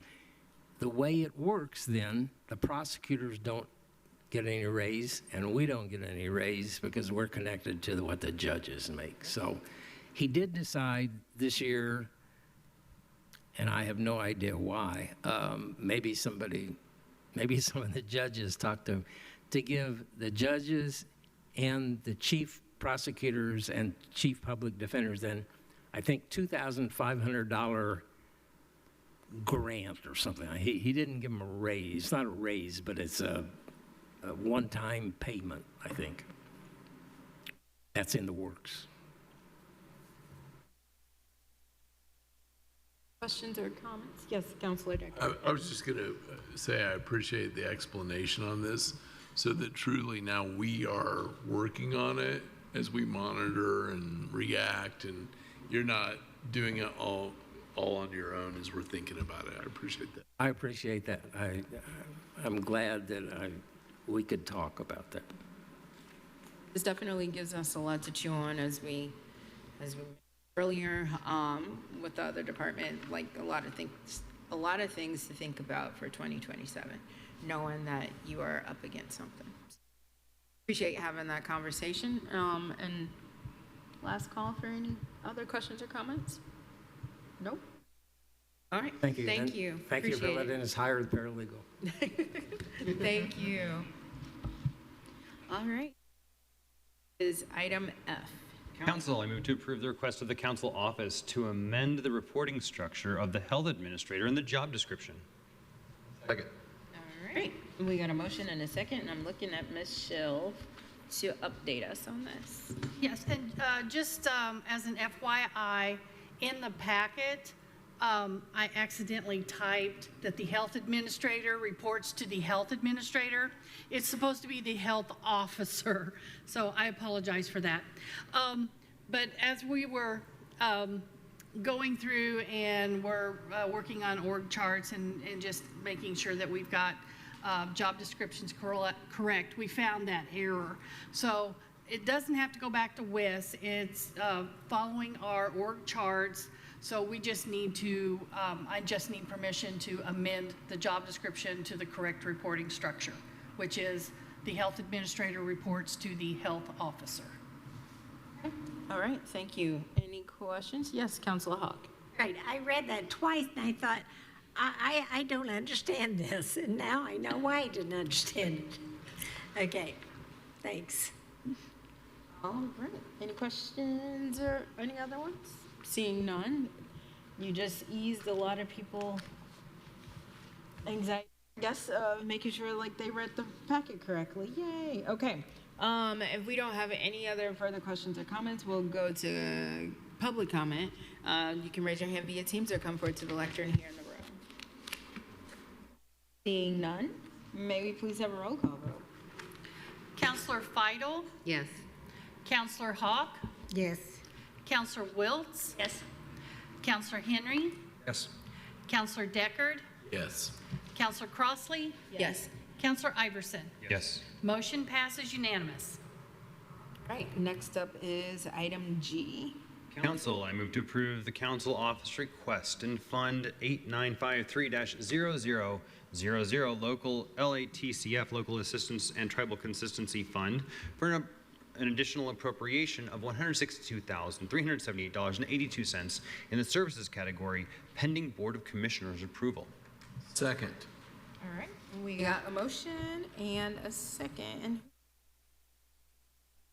Yes, so I believe it was at the, it was the last meeting of July, there was a discussion with regards to this fund, and we were not able to get it onto the August 8th meeting. So this was the amount of money that's been set aside for this, and I can never remember, it's like, yeah, local assistance, yeah, tribal, I think. So that's what this is for. I believe that Mary Morgan has reached out to the commissioners, I believe. So this is an appropriation that is pending the commissioner approval. So until they get a contract or something in place, so. And do we know, I don't know if Ms. Morgan wants or knows, or if anybody else, do we know when this will hit their agenda or the commissioner's agenda? So pending the contract, which we're still working on, could be as early as Thursday. Oh, this upcoming Thursday? Yeah. Oh, okay. All right. Well, since you had just had the microphone there, did you want to add anything else to any of this? I guess I wanted to talk a little bit about how we're going to look at success for this initiative, which I don't think I touched on the last time I was here. I think most obviously our goal is to reduce the number of unsheltered residents living in our community. So we estimate in Monroe County there's about 150 people who are living outside, whether that's in encampments on the street that you see walking downtown, in their cars or other places unfit for human habitation. So we're looking to really try to get that as close to zero as we can in the next couple of years. In addition to that, to improve the quality of life for these individuals through intensive support services and case management as we work with them to really have a plan for month 13 after the subsidies end for their rental. We also feel like a measure of success is going to be the impact, the local economic impact for costs, especially on the healthcare system and the criminal justice system, which is significant for people who are experiencing homelessness. And we think that's a broader community impact that's going to be positive, and that we're going to try to figure out how to measure that, so it's a little trickier. We want to improve perception of our community's public spaces. As you know, there is a perception and in many ways a reality that we just are not doing a good job at keeping our public places safe for both people who are unhoused but also the general public. And I also think that one benefit that I hope I'll see spill over into other areas is an improved cross-sector collaboration. This initiative brings together multiple entities that are really working not only in funding but in problem solving to address this community problem. So it's not just on the backs of the county or the city or the service providers, but it's really all of us working together. And I would love to see that model applied to other tough issues as well. So, and I'm happy to answer any questions. Yes, Councilor Iverson. So, I mean, the timing of you being here is really unfortunate or fortunate, given the fact that this morning at 6 a.m., the county deployed forces to clear an encampment at one of our properties. Reporting by the B Square says about 40 to 50 people were living there. Do we know where those people are this evening? I'm going to try not to get emotional. Yeah, clearly I'm emotional about this too.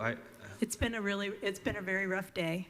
It's been a rough day for, I know, the people who had to leave that area. It's been a rough day for everyone at the county who had to make decisions related to that. It's been a really rough day for our staff and staff at other agencies who've been trying to address some of the trauma that the folks living there are experiencing. It was a situation that had to be addressed, but it is, there are no places for people to go that they will, let me say it this way. Our sheltering system is not sufficient for the needs of our community. There are extreme barriers to housing that people cannot overcome by themselves. And all of that really was evident in a very visible way at the Powerline Thompson encampment.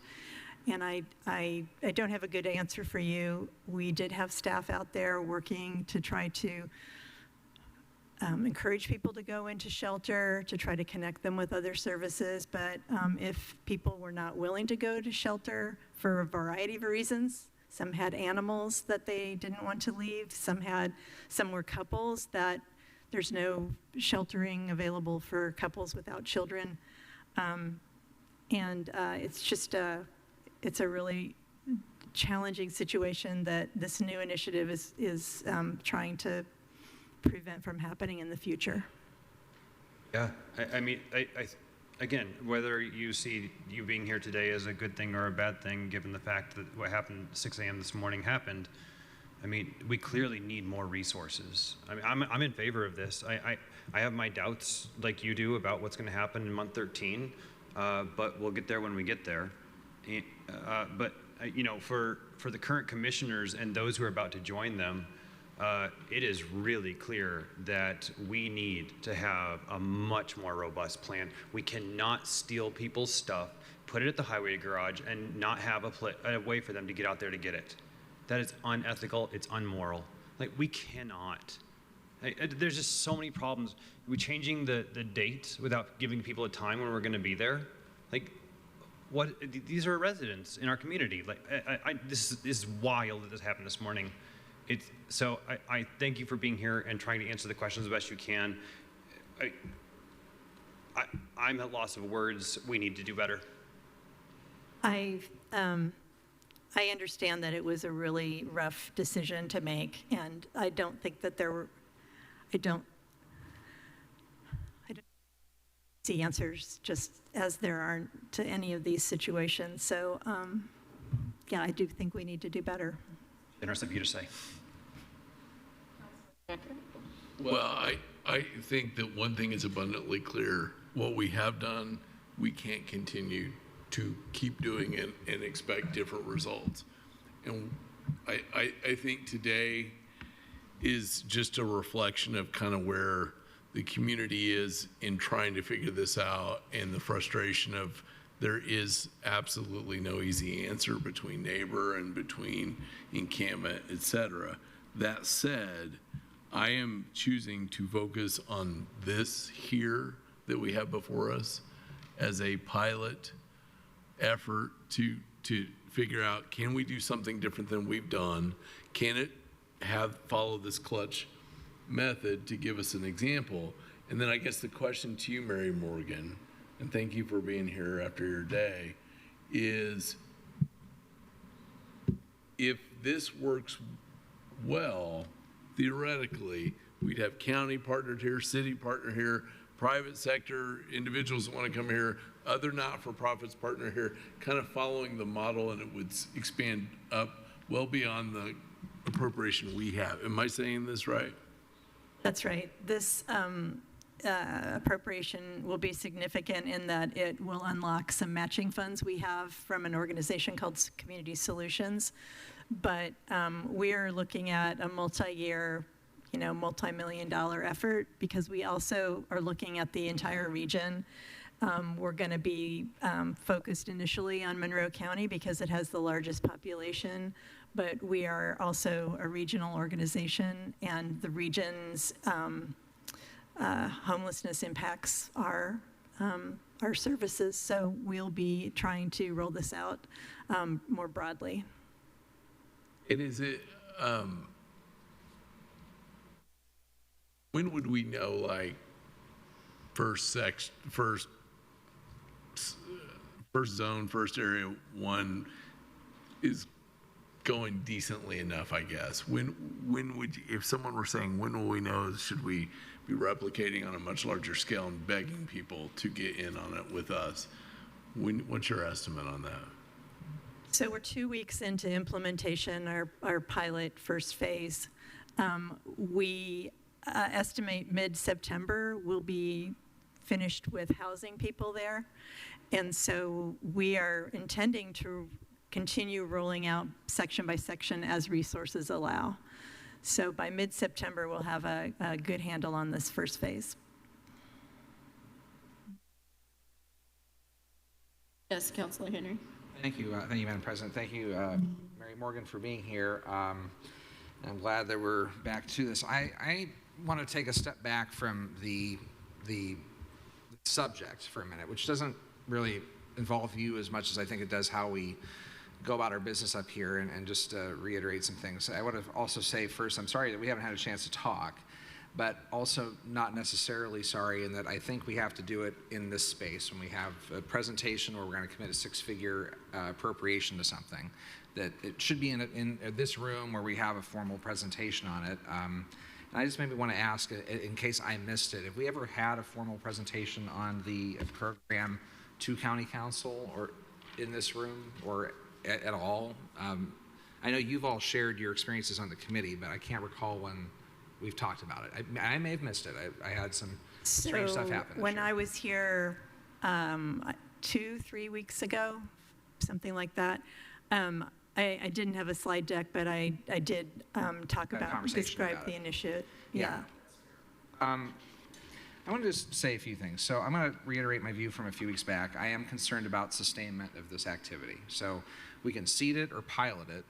If it takes off, which we all hope it will, there's a longer-term commitment of this body or the county to funding that, I think, year in and year out, right? I mean, would the idea be that we would, I would presume you would ask for that about same appropriation every year as like a partner delivering government service? I think that's unclear. I think that we would come back to the county at some point, but we would be looking for other resources too, including the community foundation, including the private sector. Okay, but we're passing, the pass-through is to the community foundation, am I right? I just want to make sure I understand where the actual dollars go. Is that the intention, that it goes to community foundation and comes to? So this will go to Heading Home. Heading Home, okay. Community Foundation does our back office, so their controller does our books. All right. So I think the first step is thinking long-term, if that's our investment. I've tried to think about this as sort of the way the county has contracted with Centerstone or HealthNet to deliver a larger amount of money to address a community need and deliver that on behalf of government. I think that's where my brain is with it now after a few weeks of thinking about it. I will say, though, we've had, when we went through our community service grant program, the Sophia Travis program, we had NGOs applying and filling out a multi-page presentation, a formal presentation, for about 1% of what we're voting on tonight, right? They did a lot of work for $1,200 or $1,600 versus this. And so it's with that in mind about, if I were another NGO in the community even engaged in this space, I might be asking, well, how can I find my way to the 160-something thousand as a delivery? Having that a little more transparent. So again, it's not about the value of the proposition, the mission, the importance of it. It's kind of the process question, which I know I tend to ask around here. But for me anyway, I'm not going to stand in the way of something like this. I mean, clearly I think today shows that we are in a very gray, opaque space of trying to figure our way to a solution in the community. I've long maintained that these encampment clearings should not be a law enforcement centric activity, but should be housed in social services and emergency management and people that can manage that better, including your work. When we center it around law enforcement with those objectives, it changes things. I'm concerned about those unhoused today. They're going to have to find a way to the county garage to find their belongings, which is out my way, and the buses don't run that way. But again, I'm not going to stand in the way of this, but I do want us as a council to think about, as we're looking toward budget, and if we're going to put a marker down on this being a program, that we may be committing ourselves to a 10-year or 12-year multi-million-dollar activity to get those 120 to 50, 150. The number of the current population at the point in time? Yeah, 150. 10 times what we're looking at tonight. This gets piloted out, so I feel that should at least be voiced this evening. Thank you, Madam President. Could I just give a quick response? I think one of the differences between this initiative and something like the Sophia Travis grants is that we have participation and decision-making by the entities that we're asking for funding from. So in our leadership team, we have 2 representatives from the county, a representative from the city, a representative from the chamber, the community foundation, IU Health, IU, the South Central Housing Network, the Bloomington Township trustee, and a couple of other service providers. So I think that's really what I would say as a difference between the other funding opportunities there are, is that this is a leadership-driven collaborative initiative with decision-making that lies collectively.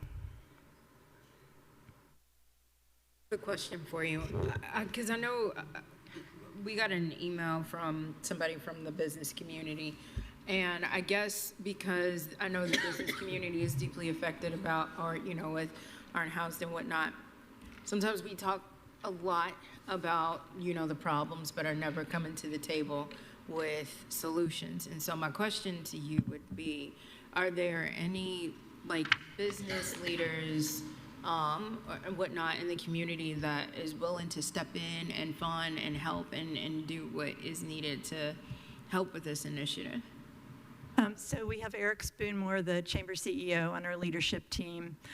He's convening a group of businesses next month that we'll be speaking to about this initiative. Tina Peterson from the Community Foundation is working with a couple of other I guess I don't feel like I'm at liberty to talk about specifically, but couple of other businesses that are looking to significantly invest in this. And I think from what we've learned from Clutch is that communities will step up with participation by the business community after the government shows that leadership. And that has to be multiple sources, that it's not going to work if it's just the county or just the city or just the business sector or nonprofits seeking grant funding. So I am optimistic about funding from the business community. I think there is skepticism, like there's legitimate skepticism from, many sectors, including the services sector. But that's the plan. I'm glad to hear, because I think other government entities are looking at who's going to do what first, and it's like, it doesn't matter, somebody just needs to do. But also at the same time, we need to make sure that we have that funding mechanism put in place, and I'm glad we have something like this pending, this goes through with the commissioners, and I would really urge them, however we do this tonight, I'm very much supportive of it and will support it, but would urge our commissioners to do the same. So thank you. Did I say, Councilor Hawk, your hand is raised? Yes. Some things I have grave concern about. And one was when I heard, well, it's going to be a regional effort. Well, we all know what happens when the regions get together. They go, oh, let's send them to Monroe County. They've got all the services, and whatever we do, we add to the services. We do more and more and more, and we get more and more and more to serve. That, I think, is a real concern, because there is a limit to what the local people can really come up with. There really is a limit. I know everybody thinks there's a money machine back there in the back, but can I clarify? If we set ourselves up for this, we have to recognize that people might expect the county to continue on next year and the year thereafter. And to do that, that means we're going to look at our employees who said they're not making enough money to survive, and we're going to say, we're going to take it from you because we give it to the others. Or, yeah, I know, nobody has to agree with what I say, but at least I live in the United States of America and I get to say it. I just think that we have to be cautious, because there is a limit to how much money that can come up with. Now, the other thing I've asked for, or at least implied more than once, is a full accounting for all the millions that have gone into this, and what are we getting for the millions? We still have unhoused people. It seems like we could have built hotels by this time. So I have concern. Okay. Ms. Morgan, I know you want to say something, but I'll step in and say that. And I'm glad we have all the freedom in this 250th year of this country that we can say the things that we say. But I think, correct me if I'm wrong, I think I heard you say this, or this is also something that I heard with the clearing up today, and the whole issue of, our unhoused. There's so many different layers. And you just can't just say, hey, we have this room here for you, let's go. And I think I just heard you say, for multiple reasons, people had pets, people have, couples that aren't allowed to go into shelters. There's also the mental health and substance use component to all of these things, as many, many, many reasons why people decide not to choose that. But the thing is, we have to have those options there, right? For people who want to be able to go and do that, to say, yes, let's go ahead and do that. The vast majority of people, when there are housing options, they want housing. And a lot of the people that we're seeing that are chronically homeless or that are unsheltered have so many barriers that it's really impossible, especially in this housing market, to get housing. So I think that's the fact. Okay. Yeah. And I also think that we can walk and chew gum at the same time. Absolutely. We have a system right here that our auditor had taught or told us well aware when we were having conversations related to trying to see if we can fund this through ARPA, because, it's almost the end of the month and we got to figure out ARPA, just a plug. But we have this funding mechanism right here, right now, that is available to us that we are able to use. Can't use it for any other thing else. But this is something like in terms of employee raises and, things like that, since that was mentioned. But this is something that we can do right now. And then, of course, it would be up to us to figure out whether or not, like later on down the road for us to do that. So if this is something that we can look back and say, we had this funding mechanism, we were able to do this right now because there is the problem right now. We just heard that there are a lot of things that happen today that make people feel all in their feelings. And if there's a way for us to do this right now, man, I would hope that in the next year or two, that we can look back and say that it was our initiatives and the funding that we gave for this that helped try to get those numbers down. That is it. So I don't want people to look at, hey, we, have this funding mechanism here, and we just heard other departments come in and state their case about whether or not, they want to they're losing people with XYZ, and you gave this money over here, but you didn't give it over here. Again, we can walk and chew gum at the same time. That's what budget season is all about, and we can look at all of these different things because the folks elected us to do that. So that's all I'm going to say about that. Councilor Deckert. Councilor Deckert. Oh, I'm sorry. I'm sorry. No, that's okay. I just wanted to respond to Councilmember Hawk's comment about the regional issue, and I apologize that I wasn't clear about that. We're not asking for money from Monroe County to fund this initiative in other counties. We intend to go to the leadership of other counties, and once we have proof of concept here, talk to them about the needs of their communities and how they can help support this initiative, because I think that is an important thing to remember, that other counties do have similar challenges and not as many services. And so hoping that we can get people to step up through the leadership that Monroe County shows. I will say this. I know that, first of all, I wholeheartedly support this because I've joined in on the leadership team to assist this. I believe collaborative approaches are the only way we're going to get through most of the problems that we have.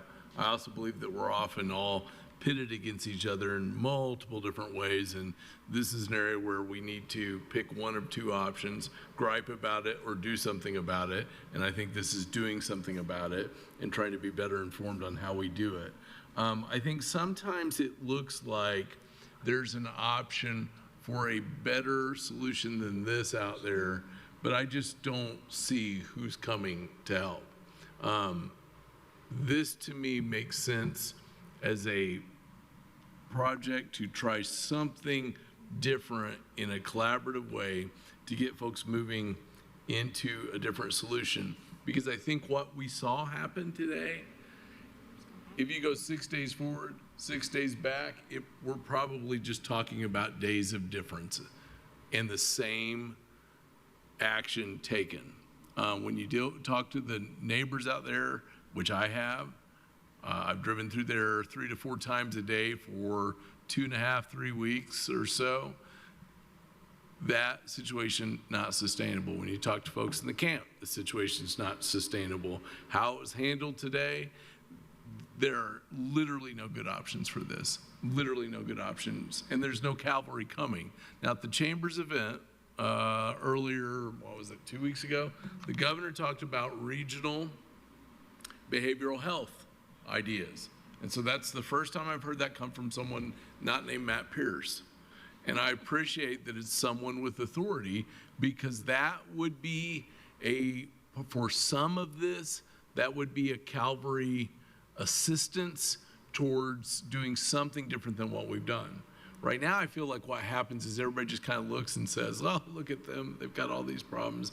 Nobody, I don't know how they do it, but I love their restaurants. What a great town, good sports team. The reality is our only solution is going to come from us trying things, holding feet to the fire on how could we have done it better, not just saying, oh, let's see if Mary Morgan can hit this three-pointer, but actually saying, Mary Morgan, how can we help you and that person and this partner to do it until we get better options that come.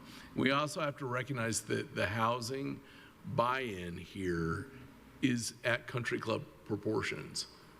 There's no level of income that is safely able to buy into what they want to buy into. And it's not getting any better. I mean, our own planning department basically told us today that, they administer a housing process for a county in which they struggle to afford to live in. That should be on the face for everybody that took an oath of office and everybody that cares about it. And so rather than do what we always do here, which is create Facebook groups and take pictures of people, let's do something and try to get some metric from it so that we can say a little bit more doing here might help us move forward in some way that's positive, because what we're doing now sucks and nobody likes it, and we can't stay here because there's literally no good options with that.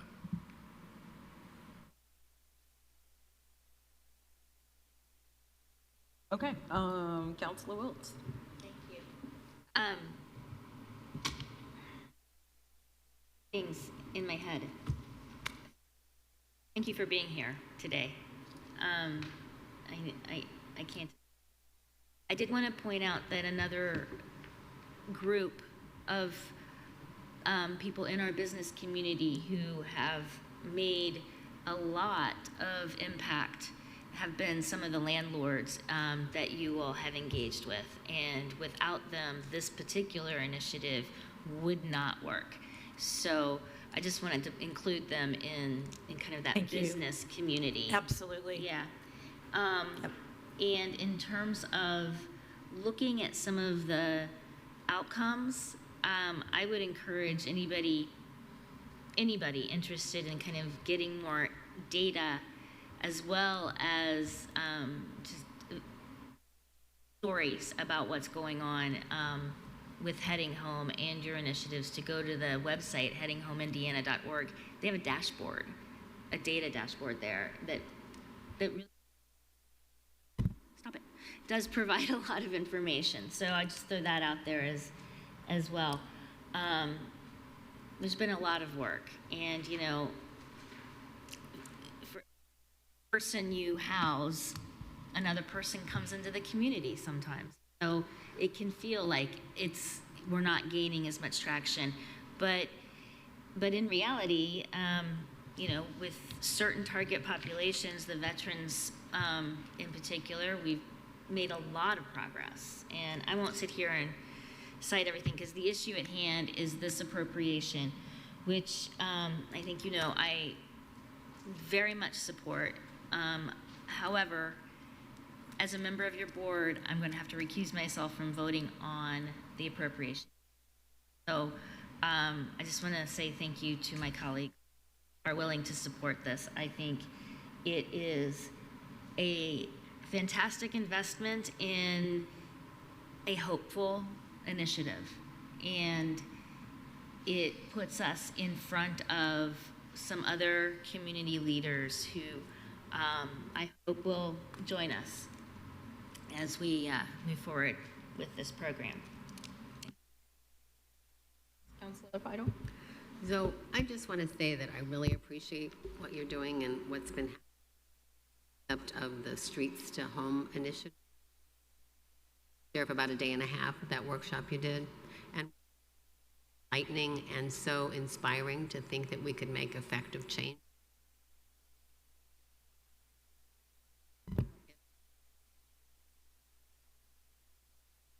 I'm going to eat the microphone. We'll take care of that.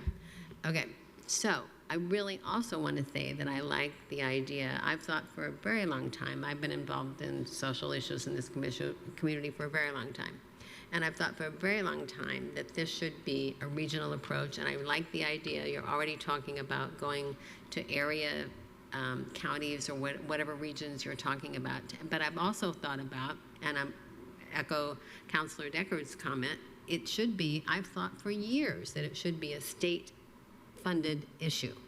I mean, as some of you may or may not remember, we used to have county homes, right? We don't have those anymore. I have asked for oodles of years where all that money went, right? It went for something else. It didn't go for this. So now we have this issue, and I'm heartened to see that we're making progress on it. And I like the fact that we've saw numbers from Indianapolis, what they've done there with theirs. I mean, that's encouraging. 200, as I remember, right? That's nothing to sneeze at. So I'm hopeful that we can have numbers to report on some level at some time in the future, and I look forward to that. All right.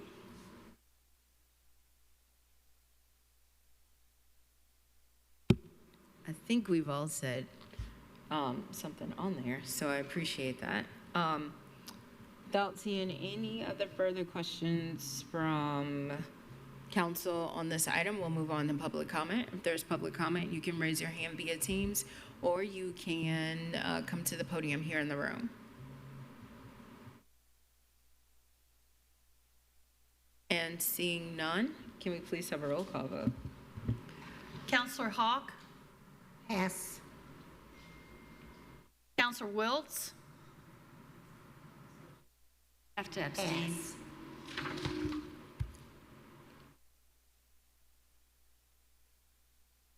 What did you say? I have to abstain from the vote. Abstain. Counselor Henry? Abstain. Counselor Deckard? Yes. Counselor Crossley? Yes. Counselor Iverson? Yes. Counselor Weidel? Yes. Motion passes majority 4-2.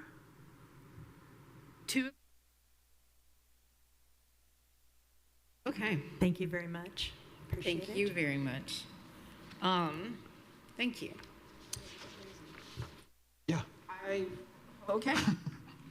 And moving on. Table, we already did that. And so now we are on the amended portion where we are moving items up. So we are on items 9A, which we will look to the auditor for her presentation on Gateway, which we all love, insert sarcasm so much. Or before we do, yes. Do you suppose we might be able to have a health break? Oh, sure. Well, before we get into that, why don't we reconvene back at 7, let's come back at 7:25. And then we'll go into that. Yep. So, 7:25. All right, so let's go ahead and jump back in. Okay. Thank you. Thank you. And we are starting back up again. And I'll note for the record that Councilors Hawk and Decker have left the building. So that being said, we're going to go back to the auditor for her budget 2.0 gateway presentation. Thank you, Council. I'm not going to take too much time this evening, but I want to give you a brief budget update and then just quickly refresh you on budget 1.0, and then that will kind of help with showing you budget 2.0 with what I can anyway, with what's been populated. So just to begin,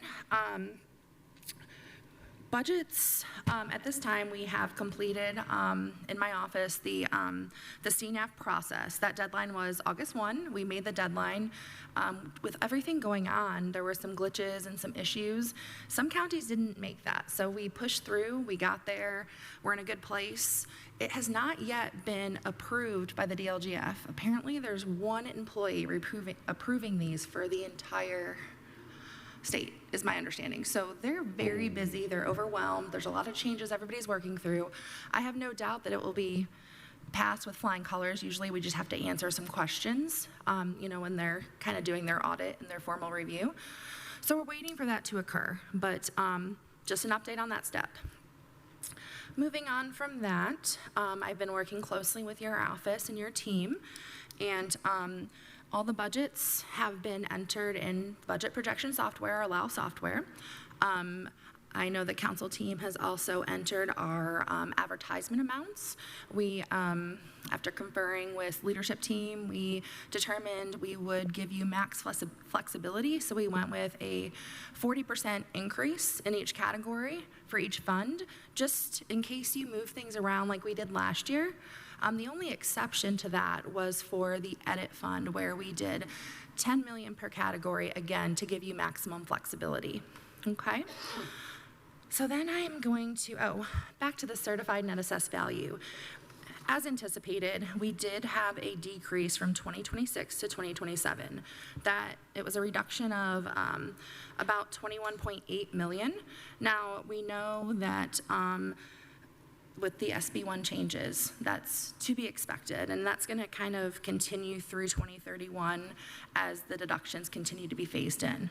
Okay, so we can expect that to continue. Not as significant. It will decrease, but still going to have some changes there.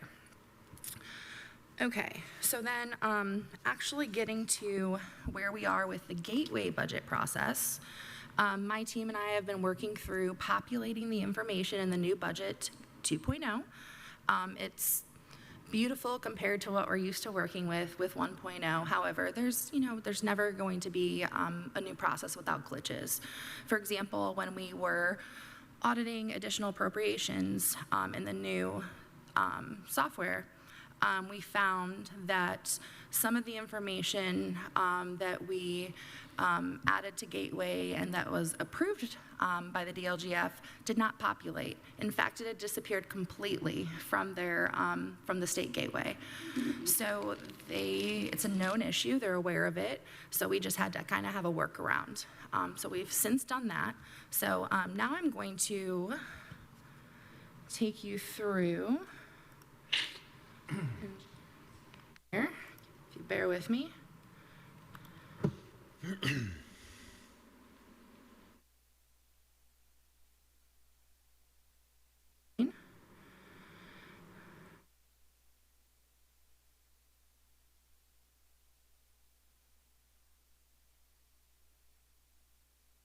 Not giving me what I want to share. Michelle, can you help by chance?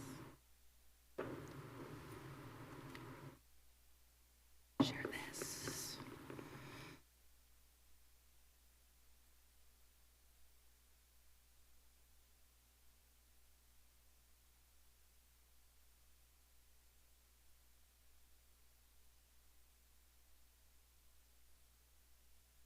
Okay, so this is the budget 1.0. So this is what we use for the 2026 budget. This should look familiar to you. Yeah. So we can move around in here, enter the information as we see fit, okay? That's the old version. Then going back to budget 2.0, the new version here, I have to log in multiple times. Okay, so completely different format. You have to go in order, which is actually helpful. It kind of helps you not miss a step.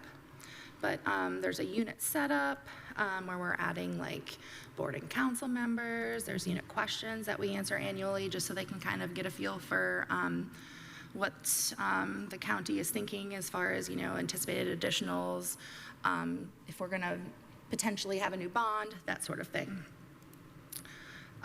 There's an option to like upload files. We can add new funds.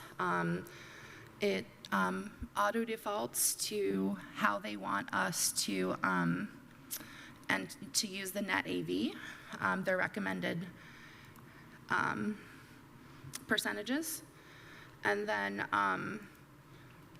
we get into the budget, actual budget form. So the current year financial worksheet is the most changed form that we've been working with.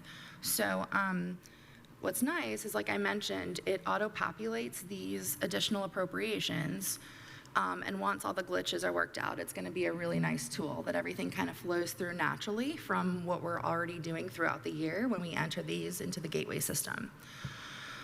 So that is really nice. And again, if you need me to slow down or pause somewhere, if you have a question, please just stop me.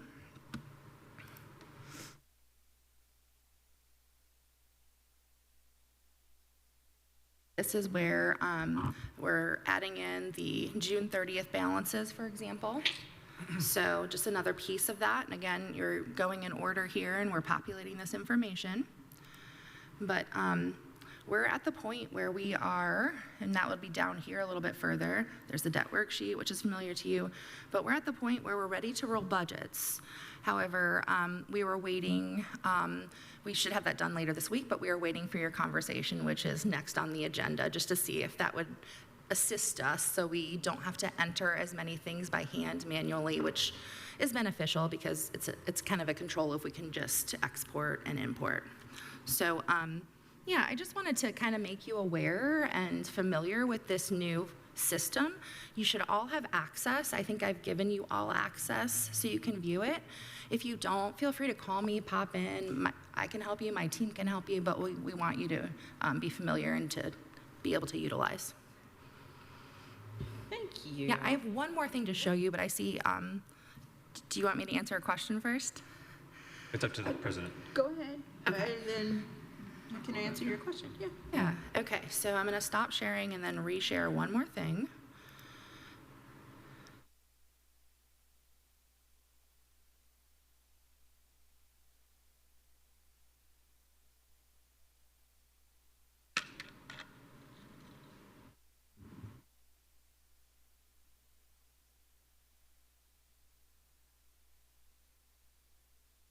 Okay, so this is just a template. It's not been audited. It's not completely filled out yet, but this is the template that we are going to use to update you on where we are as far as the budget. So, you know, we have that simple calculation that we used a little bit last year, but then we want you to really concentrate on these levy funds. Okay, so this will give you some, it will give you the minimum fund balance, the internal minimum fund balance information that we want to utilize. And it will also give you the historical and current certified net assessed value and just kind of help you see the flow and where we anticipate ending up as far as positive, negative per fund. Where is this? Pardon? It's in my email right now. I haven't shared this because it's not yet fully vetted or populated or audited. But I just wanted to show you the format, so when you see it, you'll know what it is. So that's all I have for tonight, but lots more to come next week. Dun, dun, dun. Okay, thank you very much for that. Yeah. And Councilor Iverson. Could you navigate back to Gateway for a second, please? Absolutely, one moment. I'll have to log in again. I think I'm already there, so we're okay.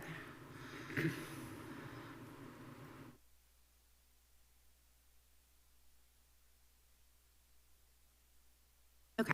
So once you get everything rolled up, where can council find the 4 Bs for each of the funds? So that's very important, yes. Because the budget information hasn't been rolled yet, I think it populated anyway last year's information. So let me take you down here. So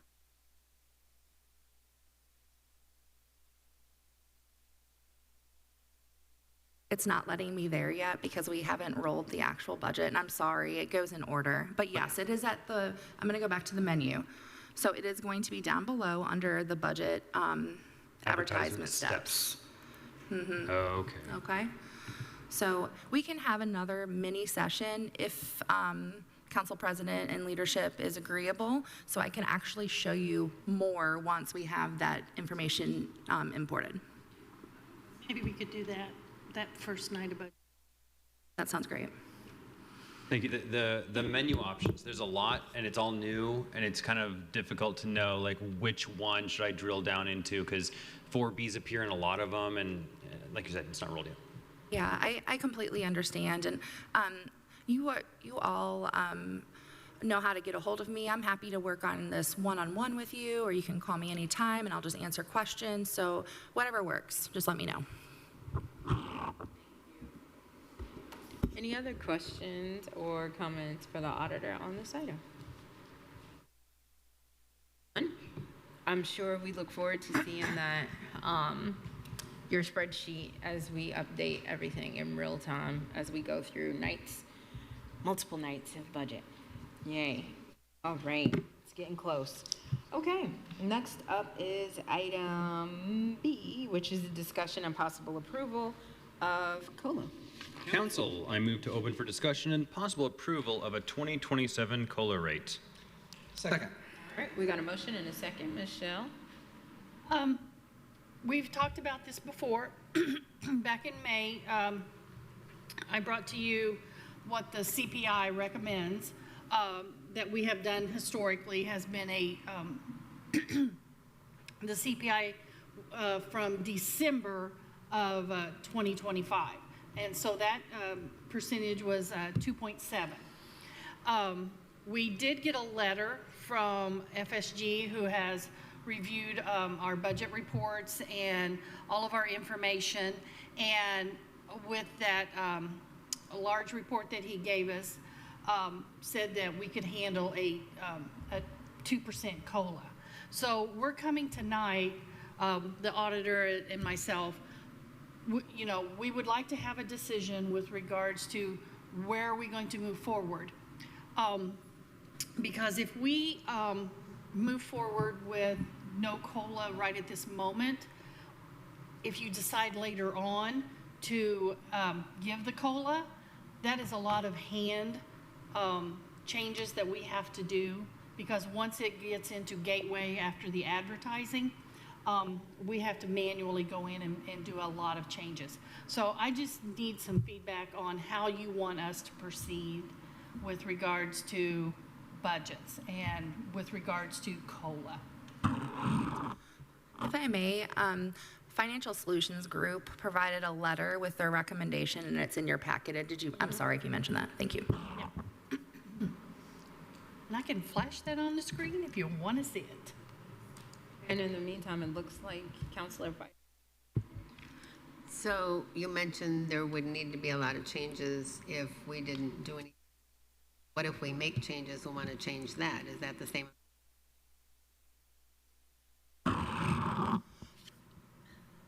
We work for you, and we will gladly, entertain any changes that you make.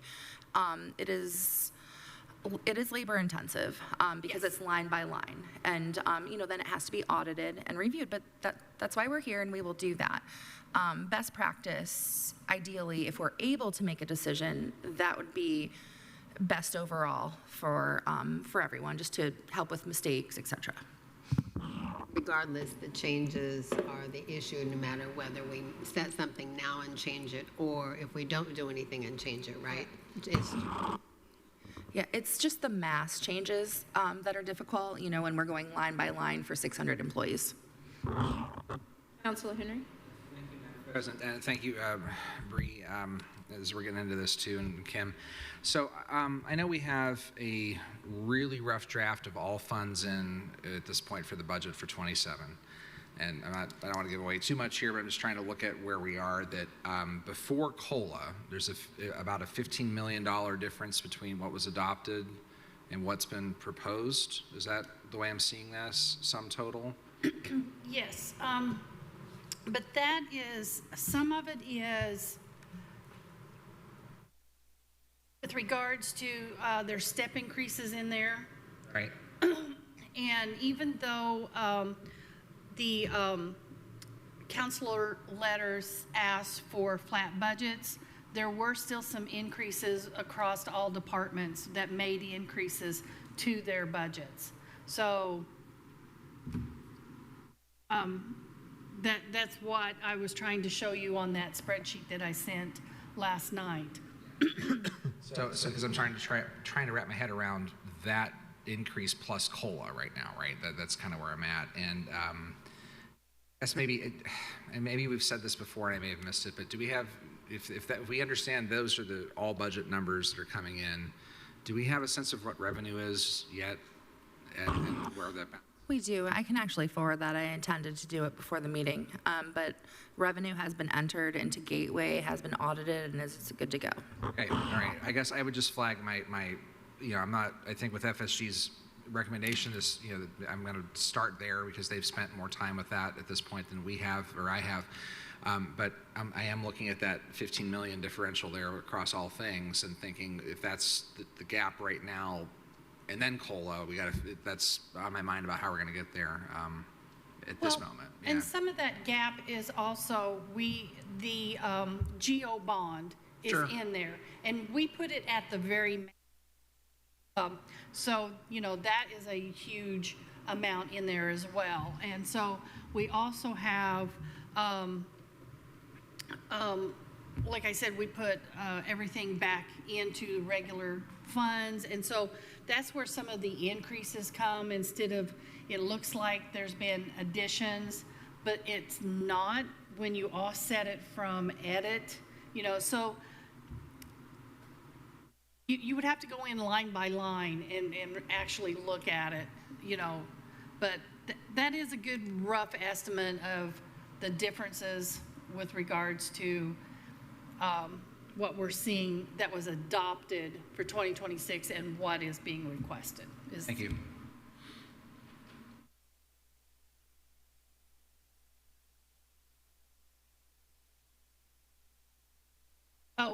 And I did also send you, there were a few things that I highlighted that that are in the budget, but is also being in the GO bond.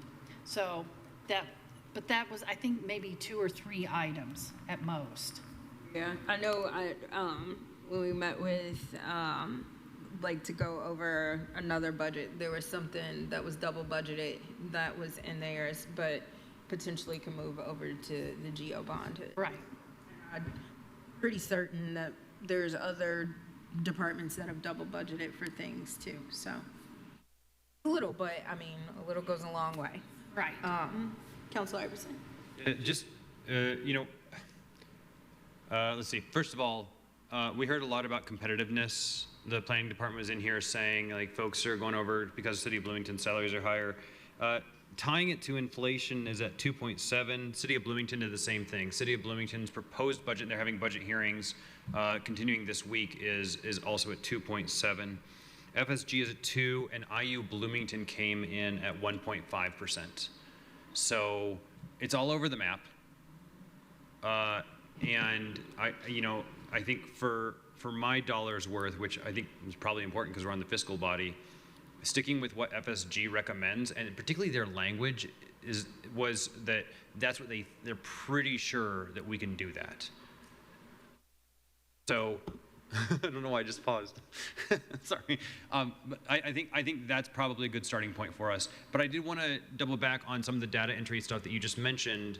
Is it a challenge to change it from 2.7 to 2.0? Is that laborious? Yes. It is. I just asked that. It really is. I mean, changes. All right. Question asked, question answered. So yeah. Well, I was just gonna. Okay, so here, this is the spreadsheet that I sent you guys, and so just looking at this one line here, this is what is currently in LAO.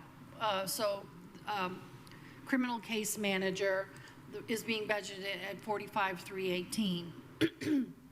If we roll that in without a COLA, we have to annually change that number for each individual. So every salary, and then we have to go in and we have to figure the perf and the FICA that also goes along with that. And so once we have shifted everything into Gateway to be published, it's locked in Gateway. So we have to manually go in and do that. We can't roll again into Gateway. Okay. So. Do it one time. Am I correct, Bree, on that? We have a meeting with our Tina Market, our Department of Local Government Finance, DLGF representative on Thursday, and I want to clarify that in the new 2.0.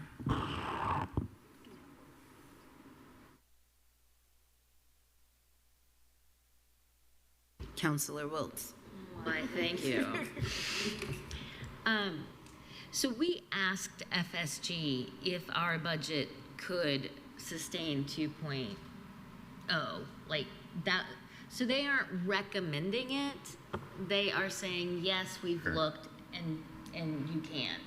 Just to be really nitpicky about the. That's a good clarification. Because the letter says we believe the county can support a 2% COLA. In addition, we budgeted into the ED Lit, right? Correct. And that's what he's talking about with the edit fund? Is that right? Okay. So we put things in ED Lit just to be able to afford them last year. Sorry. I guess we need to look at those items to determine it appropriate to keep them there for another year. And that's a conversation with the commissioners because there's a plan attached to it. Right. So I feel like it's a little hard to commit to a COLA of any sort without the opportunity to have that discussion. Well, and I'll be, I know that I sent an email to the commissioners to talk to them about that because in addition to us potentially using edit again for various things, I know, I think the highway department also is potentially wanting to do the same thing we did last year with bituminous and community crossings and things like that again. And so there's other things that we could do too. And I know commissioners are obviously in support of giving the employees, a COLA, which is definitely something that I think we all want to do. We just need to make sure that we can afford that. And so if there is a way that we can do that, such as what we did last year by moving those things over into edit and, looking at what we need to do to, try to retain our employees as much as possible by way of using edit, I think that would be helpful. So stay tuned, and I'm hopeful about our conversation. Yes. I just wanted to refresh you one final thought.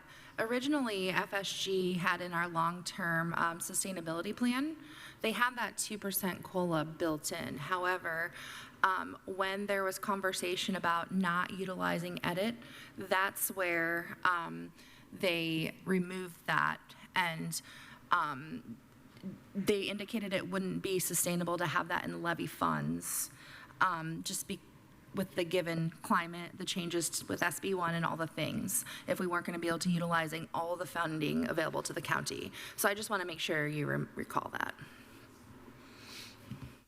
And moving forward, if possible, rather than do what we did last year with, if we can utilize edit, I would like to do a one lump sum kind of thing, and I have some ideas with regards to that, rather than each individual little item of, supplies and, this kind of thing. Because that's been a holy nightmare in regards to trying to keep track of that, and so that you guys can look from one year to another, kind of thing. So I know it was awesome at the time, and this time, but when we finally got down to budgeting that in and moving all of that, it was a nightmare. So the things we learn year after year. That's right. So I think I have a better plan if we can use edit on how we can utilize it more effectively, I think.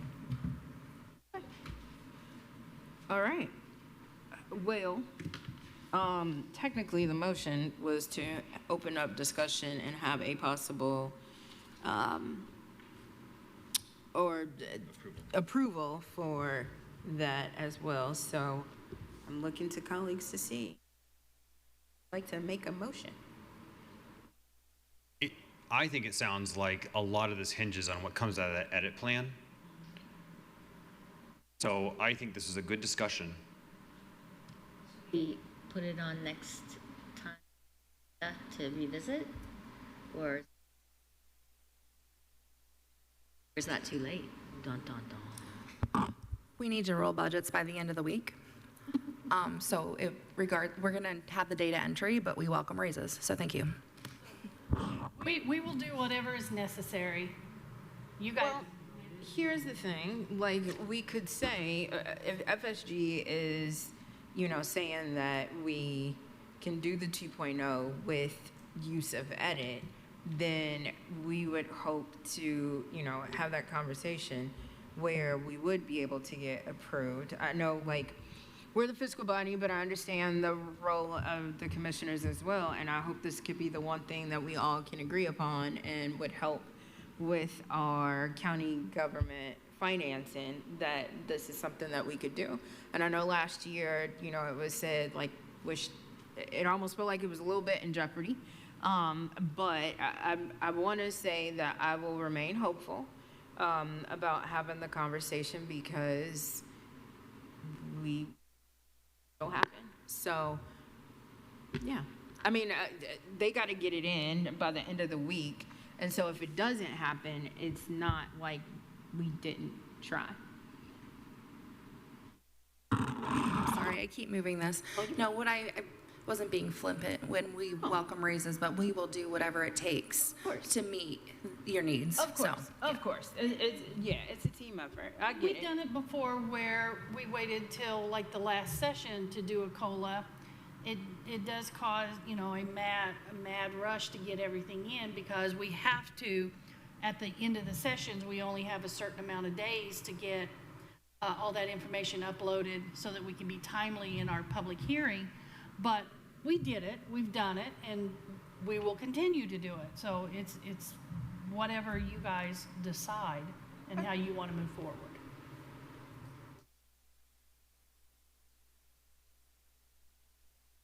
Yes, Councilor Henry.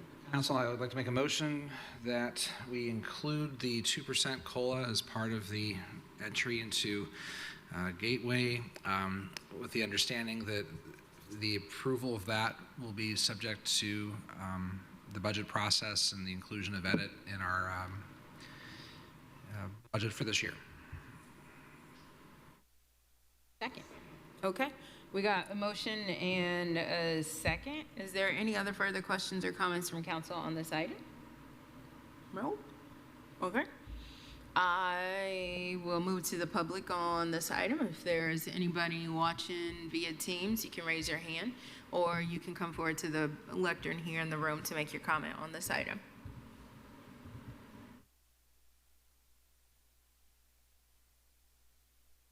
Okay, because they always do.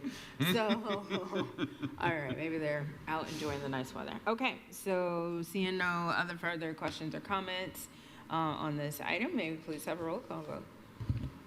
Counselor Crossley? Yes. Counselor Iverson? Yes. Counselor Feidel? Yes. Counselor Wiltz? Yes. Counselor Henry? Yes. Motion passes unanimous. Thank you. Thank you. Okay, so are we doing item C? And we're doing item C right now. Okay, so next up is item C. Council, I move to open for discussion the 2027 County Council General Fund and Rainy Day budgets. Second. All right, we got a motion and a second, and I'm looking to Michelle.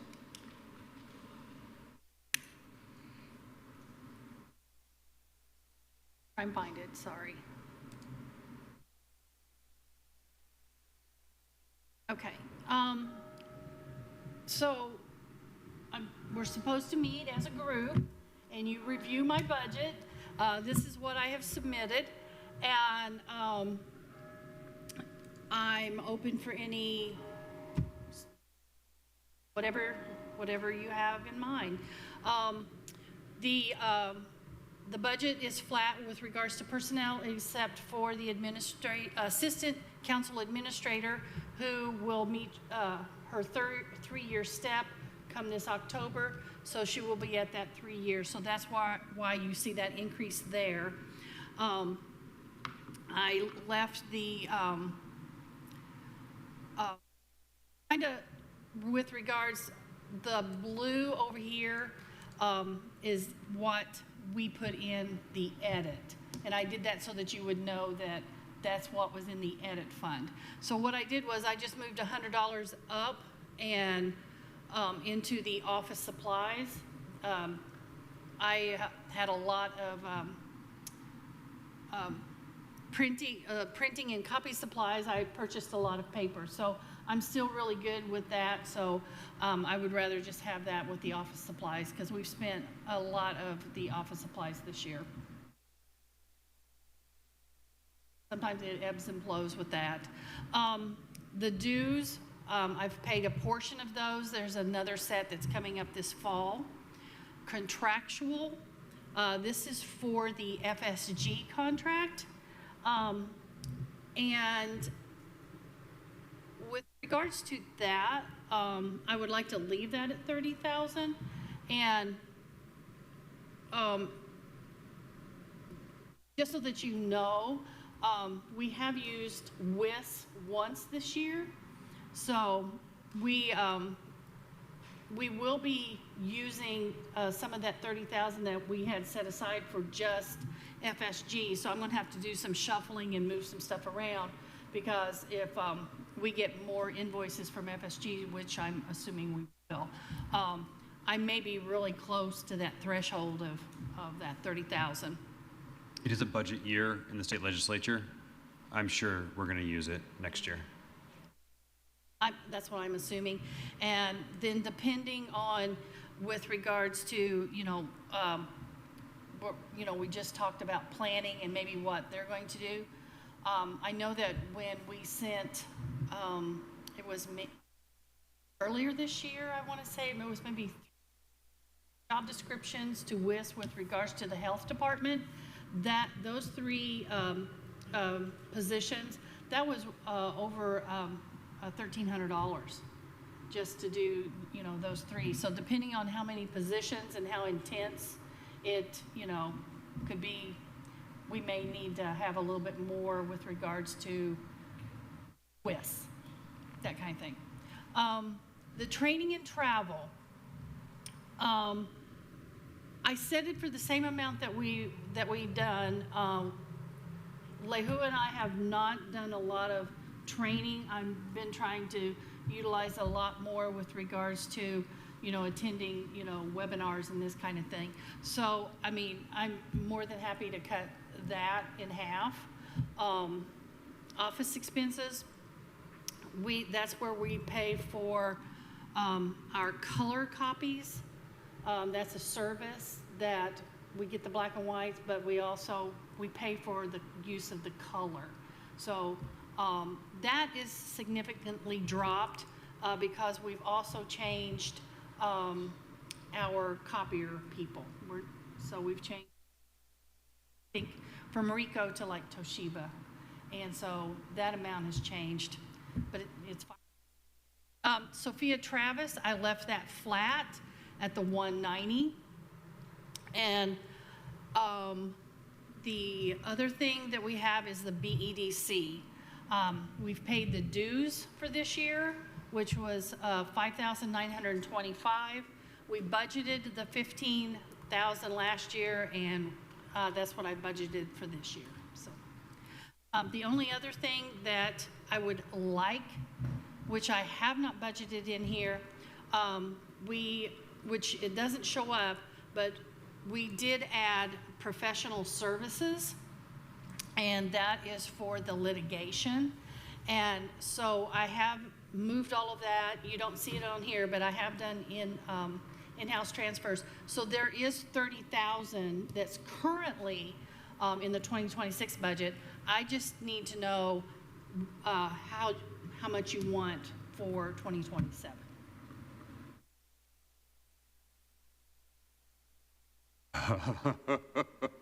Well, Council Wiltz. Thank you. This is lovely and a very clear presentation. My first question is the little changes that you've made. Is that consistent with the flat budget thing that you said? Because I didn't read your email. Better. It's getting late. Sorry. Thanks. I just took your word for what you said. No, But- this is good. So we're not doing something like by making little changes that we told them not to do. That's all I'm asking. We're good there? Yes. Okay. All right. I didn't increase, I just shifted. Right. That's all. Okay. I just wanted to make sure. Okay, I'm gonna say it. Yeah, go for it. This past year, because I feel like we keep doing this year after year, that we always budget for BEDC, and then we haven't had that chance to get that, our commissioners have not approved BEDC for this year. And correct me if I'm wrong, last year didn't get, so okay. Finish that for everybody to hear. Which part? The story, just the past few years. Will like to hear it. Here it goes. Okay, so we have it budgeted, and it's weird because we have it budgeted, and then the commissioners have to give this approval. But for the past several years, it's not been approved. And I think this past year, if I'm not mistaken, this year, I think I heard by way from the commissioner's office that they were waiting for BEDC to give them like some type of presentation. Do we know if that has happened? Not that I'm aware of, but, yeah. Councilor Vital, are you the liaison for the BEDC? Have you checked with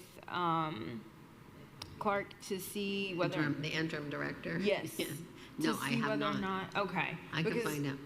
I'm curious as to figure out like what is the holdup again this year? Is it because I know they had some changing, and so it's more of so if the commissioners have requested for this plan or this presentation, has he not given it to them? And if so, when? Because my other thought process is this is like a donation that we are also given to the BEDC, but we're paying our dues.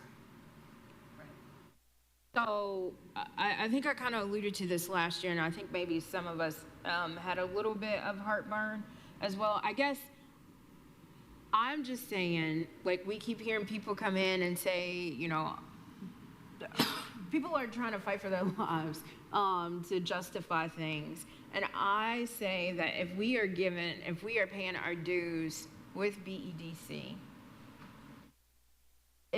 shouldn't that be enough? And let's figure out some other way, like, or just BEDC, and that's it. I guess that's my bottom line of what I'm saying. Yes, Councilor Henry. Madam President, thank you for being diplomatic. I'll just be more direct and ask directly. So when did the Board of Commissioners, or when do they usually consider that contribution from their side? Is that in January, or is that? The auditor. It's whenever the contract comes before them, is my understanding. Is that right? When does that usually happen? It's early in the year. Is it in the fall? I thought it was in the fall. No, because there's a big difference between November and January, right? There is. My recollection is like the first quarter of the year, but I could be mistaken. Well, I would just offer, Madam President, that that timing really matters a lot on whether or not that changes. Point about where to put that resource, we may have at Boone, or we may be still doing it. I'm not sure yet, but if I knew when that was considered, the contract was up, then we would know that answer, right? Yeah. Councilor Wiltz. Looking at this, this spreadsheet,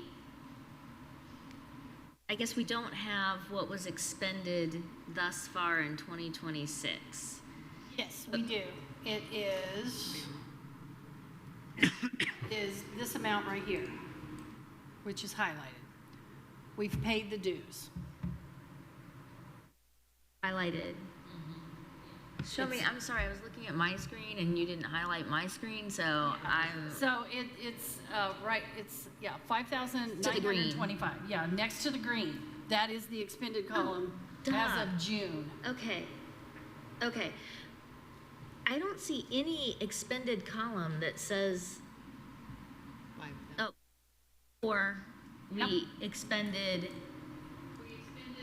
The dues was the 5,750 for that year, and then we gave a $30,000 donation. Okay, so it looks like we did that in 23 and 24, and then in 25, and so far in 26, we have not. Correct. Remember in 2024, we had to do that because we presented it the same way that we've done it every year, and we didn't get it approved. So the way that we said, because it was like, how can this be done if this is in our budget and we can't like, it's not approved, you know, that was an issue. But council then decided that we would give it as a donation, as a way for us to get around being denied again. North always remembers. Yes, Councilor Henry. Thank you. I have just maybe two comments. This is really great. I appreciate seeing this in advance, and I'm trying to remember from last year where we are in the current scheme of things. So if we will have an opportunity to make adjustments to these lines during presentations, okay? I mean, of course, I'm going to always push for more in the Sophia Travis like I did last year, and I said I'll continue to do so long as people put up with me here. Well, you honestly have a chance to do that now, Well, and then I that think way it's already in there. Given that we're missing some members, I think last year we also did that, and then we revisited it. So I think I'll save it for that week. But then if we wanted to add an account line, is that something we should do now, or should we wait until the presentations? You can add an account line anytime. The only way that if you add an account line in 2026, I would need to budget it in here with $1 to hold it open. And I think, so I would offer, do we have to do that tonight, or can we do that during presentation? You can do it anytime. Okay. Well, I'm going to tee up something tonight for consideration in relationship to the professional services line. I was looking at Gateway because it was fun to get back in there. Thank you, Auditor, this evening as we were talking. And I would offer up to Council, this may be an opportunity for us to reintroduce what was once, I wrote it down.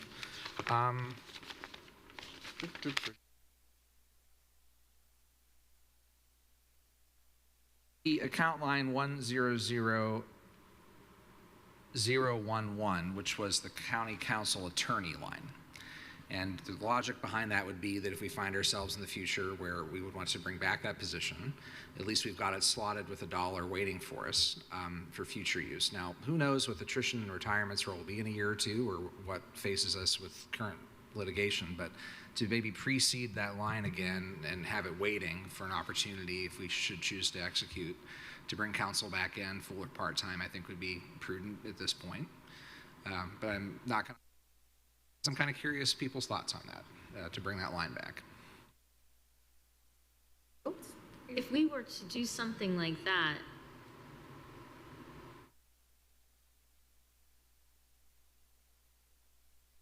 what about the job description? What about all of the other process? I mean, I feel like the line creation is the easiest part of the process. Part. So what else would go into doing that?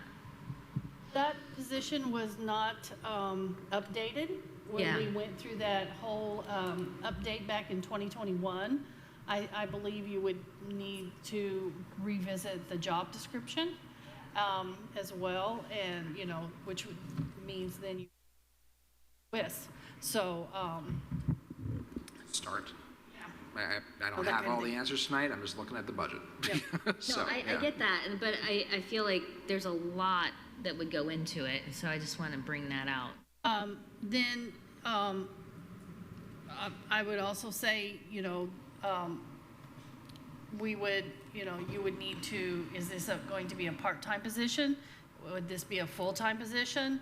What would they be actually, which means what for the council? So are they going to be taking over everything with regards, Not there yet, just getting the so I think that it would be a. Thank you for that. I would just offer maybe one more thought. I was discussing with Councilor Iverson here that do we have a sense of when or how by department, which departments are frequent flyers when we have the PAC process and tapping WIS as a resource? I can go back and look. We right off the top of my head, we've had lots of from the health department. They've been one of them that has always been a frequent flyer with regards to updating their job descriptions. Let's see, we've had I don't know if you would say it's a frequent flyer, but I mean, we've had the clerk's office had asked several times to want to come and update job descriptions. I don't think we should do anything with that until, you get the new clerk in place. And that might be a reasonable offer with regards to there's going to be a change of an elected official, and she may want, him or her may want to, revamp their entire operation. Let's see, we've had the highway has come several times, but they were just tweaking certain things. We've had, it doesn't have to really be all answered tonight. I was gonna say maybe the attorney, ones. Yeah. I only raise it to say, and I don't know, this is a thinking outside the box question about how what we're providing as a service to other offices. It's a cost center for us because we have to budget for it. It's sort of like a cookie jar that goes back and back and back. But the question is, since there's cost there, if it about how to manage that better. And I don't have answers for that. In other governments, you'd have like a service fee, like a cost center fee, where like it's, if you're going to do this, it's budget every time you come back to us with it. But at the same time, I know we've delegated that role to a vendor to make those decisions for us. So it's tricky. I just am curious if we're seeing cost run-ups because there's going on there. And by no means do we have to answer this tonight because everybody's tired. So thank you for entertaining the question. Just quickly, I mean, it's obvious that in the year plus that we have not been having PAC, and therefore not been using WIS, we've had a lot fewer expenses. Go figure. Yeah. Kind of crazy. So, cost savings there, look at us go. But yeah, I mean, it's a lot to think about. I think that the fact that departments come to us for additional appropriations when they need it, and we tend to typically trust a lot of the department heads to manage their money and request what they need, it almost would start to just be circular moneyville, if that makes sense. If I may say, Councilor Hawk has always asked, is the department paying for this? If they have their own fund, for example, and I'm just using the health department because they have been one of them that we have done several times, but we've never charged them, but it's in county general. So, I mean, let's just say a department comes and they don't have any other fund than county general. I mean, yes, it's coming out of their fund, out of their department fund, but it's not really coming out of a separate fund. So, yeah, that's true. Yeah. So different line. Yeah. But with regards to the health department, yes, they do have their own fund, that kind of thing. So, but I think that would need to be further council decision. And, Yeah. Yeah, you know, that kind of thing, yeah.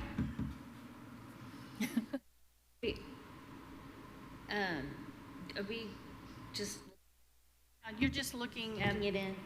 Okay. yeah, just, you know, this is what I've got proposed. We can make changes, you know, when it comes time. The other budget that you guys are responsible for is rainy day. And I have scheduled $1 million in each category of supplies, services, and capital. So, And Sophia Travis is always through the MLGQ. yes, so for this year, it's the maximum levy growth quotient, and this year it's 6%. So, but I kept it flat, but if you know, if that's what you're looking at, I can get that number out to everyone, so. I like my acronyms, that's all.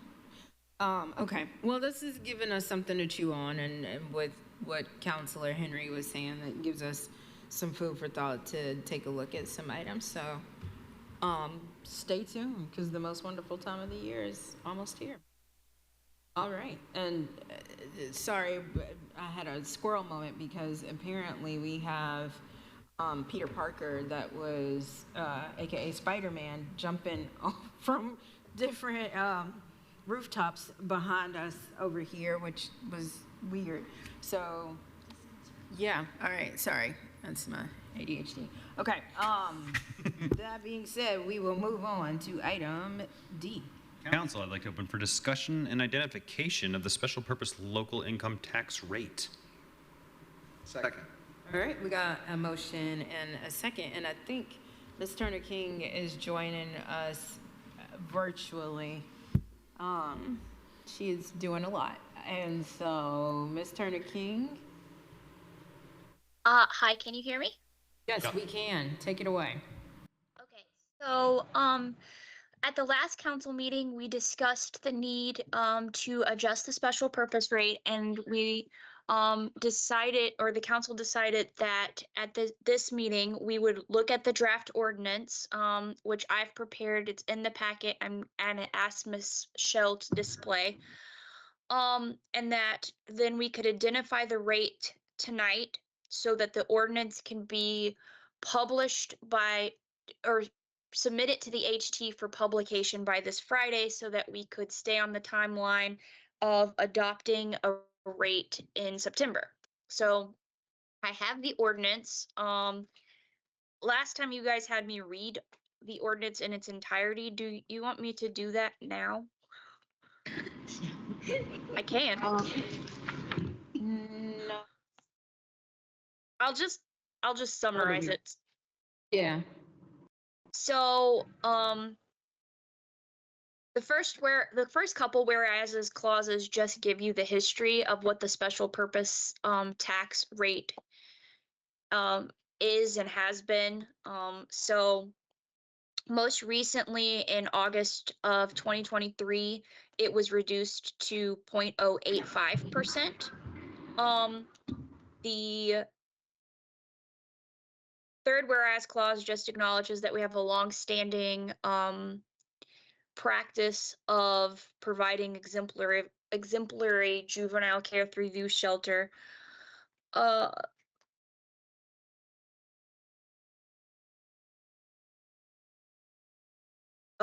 fourth whereas clause is not a complete whereas clause, so I'll have to fix that. Sorry. I think you can just take it out. Or wait, hold on. Sorry.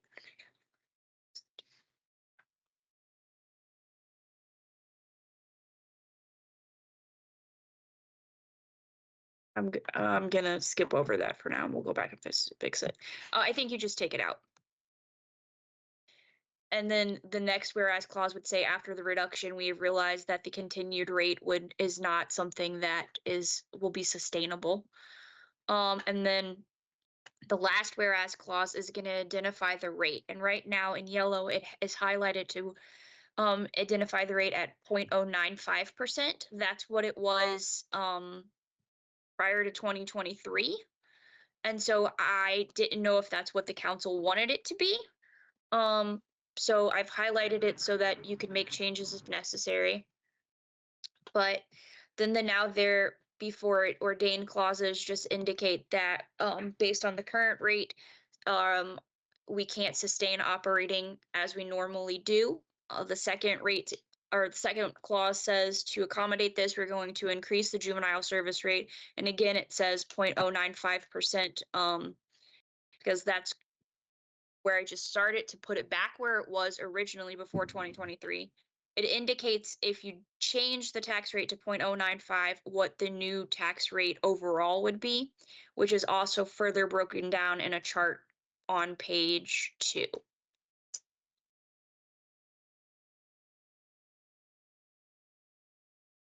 And the chart shows our current rates and then what the proposed increases would be.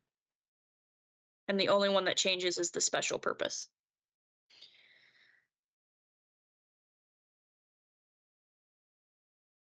So that is the ordinance, and if council has any changes, I'm happy to make them. And then we can get the ordinance to the auditor's office so that they can submit it to the HT portal by noon tomorrow so that it will be published on Friday, and then you can have your first reading and public hearing on September 8th. Any questions? Yes, Council Iverson. Thank you, Madam President. At our last meeting, we discussed this. There is multiple representatives from the Board of Judges here who, of course, have a vested interest in this. And there was talk about having like kind of conversations. That's all happened. We can move forward with this. With the Board of Judges, I mean, there is no changes to what we talked about last time. So, Councilor Feidel and I met to review, kind of make sure we understood what FSG had given us, as well as the requested budgets of all of the departments who have lines in the special purpose. We looked at both of those things and compared FSGs with the request to kind of verify that it's all still the same sort of thing. And then Liz communicated with each of those departments. Well, actually, I shouldn't say that because it was courts, probation, and youth services bureau specifically, the primary users. She communicated with them via email, letting them know that according to what we see, the 0.095 rate would be an appropriate amount and sufficient to fund their budget requests looking forward next year and the following year. So our recommendation would be to stay with the 0.095 that we discussed. So satisfied. Okay. All right. Anybody else have any questions on this item? Yes, the audit. Ms. Gregory? I just like to clarify when I can expect to receive this, just so I can advertise first thing tomorrow in order to make sure it's done by noon. Because whatever we propose and vote on right now is like, you'll give it, okay. If I can just clarify with Molly, I mean, I have the Word version in front of me. Do you want me to go ahead and remove this whereas completely? Correct. Okay.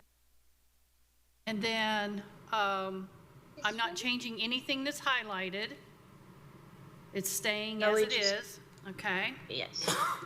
And then of that, and then I can move this. I will have it printed and you guys can sign it tonight. Okay. And then that way she can have it before you leave. Okay. Well, it's not a signed copy of the ordinance. It's a draft, and so you don't want to sign it because it's gonna, then you're passing it. Correct. Okay. So this is the draft that you need to. Yes. Okay. Okay. Right. That's what I meant. Okay. Yeah. So we just want to, okay. You're voting. Yes. Okay. But technically, we need a motion because originally it was just a discussion and a possible approval. So I'm looking to, yes, Counselor Iverson. Council, I move to adopt, what resolution number is this? Are they adopting or just approving, Molly? I believe my suggestion or recommendation would be a motion to move forward with advertising proposed ordinance 2026-26 so that a public hearing on the on adopting a new special purpose rate can be held at a later date. On September the 8th. So moved. Second. All right, we got a motion and a second. And so to clarify, that is the proposed rate of the excuse me, 0.095%. Okay, any further discussion from council on that item? Okay, we'll move to public comment. If there's public comment on this item, raise your hand via Teams, or you can come to the podium. Weird to say because there's nobody in here, but we do have a hand raised via Teams. So you should be able to unmute, state your name for the record, and you'll have up to 3 minutes. Hello, my name is Lee Grundhafer. I'm a Monroe County resident. I just want to remind everyone that this fund was moved into the correctional lit originally so that you wouldn't have to raise taxes, local income taxes. And it seems that utilizing some of the ED lit, that 0.69, you can't really move that ED lit, but you could move some of the correctional lit back into this fund and move some of the money that was allocated to the correctional lit from the ED lit into the correctional lit so that taxpayers wouldn't see an increase. Thank you. Thank you.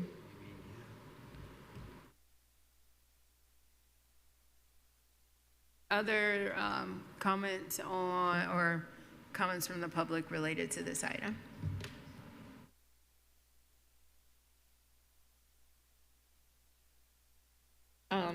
May we please have a roll call vote? Counselor Iverson? Yes. Counselor Feidel? Yes. Counselor Wiltz? Yes. Counselor Henry? Yes.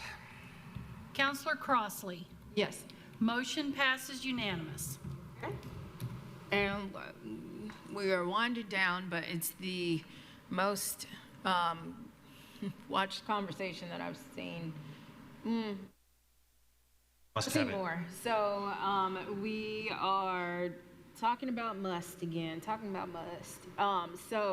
I will ask for a legal update. And so Ms. Turner King, if you can provide us a brief update on the must conversation, because I know a conversation that we were supposed to have got moved up regarding some questions that folks had at the previous meeting. And so if you want to clarify that.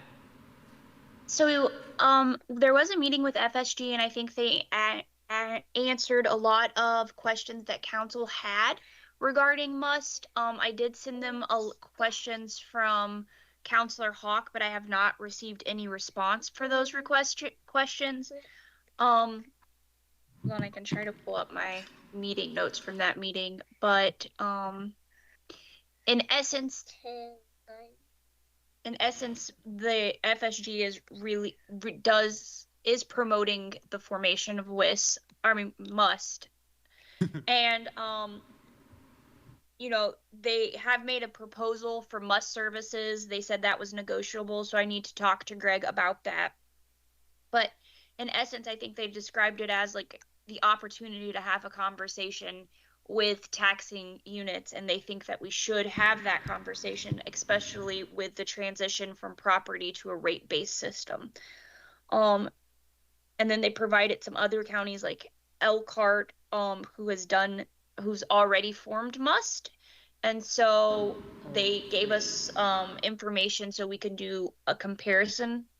But tonight I think I did prepare a draft resolution that would convene the must task force. The statute says that the county council hereby convenes, and I know that in the past we've thought it was the council president, so, but out of an abundance of precaution, I prepared a resolution, because the statute says formed by the county council, and the draft notice that the AIC prepared also says the county council, so I prepared a resolution out of precaution. Okay, thank you.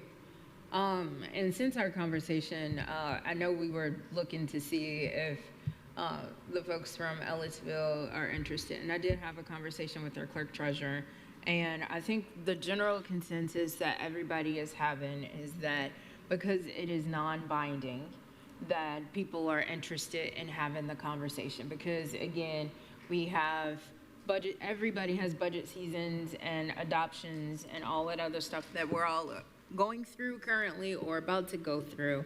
And October 1st, where we have to convene the meeting, is right around the corner, because September is literally next week. So before that gets away from us, I think, you know, considering that it is non-binding, there is interest in the different taxing units to be a part of this conversation. So I just wanted to say that. All right, Councilor Iverson. Ms. Molly Turner King, can you scroll down to the now therefore be it resolved clauses? Actually, Michelle is controlling the screen, but she's scrolling down. Oh, sorry. So this just says that we will do it, but no date has been set. Correct, because my idea or my thought process was that we would reach out to the taxing units to try to schedule a meeting when we knew everyone was available. So I modified the AIM notice to say that to explain what must is and what the point of must is, and then to say that council office would reach out to the taxing units for scheduling purposes, kind of like we do other meetings with like FabTac, to see what time works best for everyone. But I can also change it if you'd like to identify a time. I also didn't pick a time because I wasn't aware if council intended to make their appointment to MUS tonight.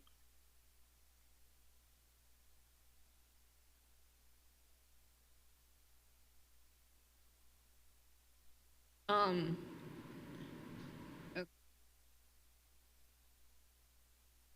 So yes, Councilor Iverson. The definition of the taxing units, particularly let's look at clause 3, where the council directs the Monroe County Auditor to provide notice to the taxing units. It is my desire, and I'm speaking just for myself, that this includes all Monroe County taxing units. I want everyone to be invited to this party. Well, it'll be a public meeting too, right? I mean. Yeah. All right. Yeah, So but the I'm all on public's board. invited. I think that's great. Put that in there. Yeah, and maybe that's assumed. Well, if I may, I think the notice would go to the fiscal officers of each city and town, because that is what is statutorily required to be a part of a meeting. If you want it to go to additional people, I think I would recommend identifying who. That is what I want, and in particular, the EMS, fire. Those folks are going to be hit hard. Our township trustee partners. I'm tired. I'm gonna blank on some, and I don't mean in disrespect. The schools, the library system. Okay. I mean, if there's other taxing units that I'm not remembering, then please include them. But yes, Councilor Henry. So I mean, with the word like all taxing units, but then qualifying that there's ones that must be on the committee, right? And there are ones that we should have in the room. I think last meeting I recall we were trying to maybe expand our circle to do it a Monroe County way, but I don't want to give the impression that all taxing units get to be at the table because of the nature of the thing that we're at, the code, right, or the Statute. Statute. Thank you. But I want them all there too. So gosh, we're gonna really do. But could we just say all taxing units that convene, just all, add the word all? Is it one representative from each? Fine, yeah. I mean, but I just want to make sure that somewhere else in this document we're clear that, look, the committee are these 4 entities, but all taxing units are welcome to be in the room. Does that? And I see the cursor is leaving 2A alone and editing clause 3, and I think that gets to the point. And then Molly's got her hand up. and Molly's going to tell us what to do. Molly's gonna tell. Well, Jump in, Molly. I think it's important to note that the statute says specifically the committee may not include representatives from the fire protection emergency medical services as defined, and it cites the IC code, and it may not include non-municipal civil taxing units as defined, and then there's a cite. So I think it's fine to provide a courtesy notice of those to the taxing units to say the must has been formed and you're invited to the public meeting. But I do think you need to clarify, if you do that they're not on the committee. Yeah, Councilor Wiltz. Are we planning to utilize FSG to assist with the facility?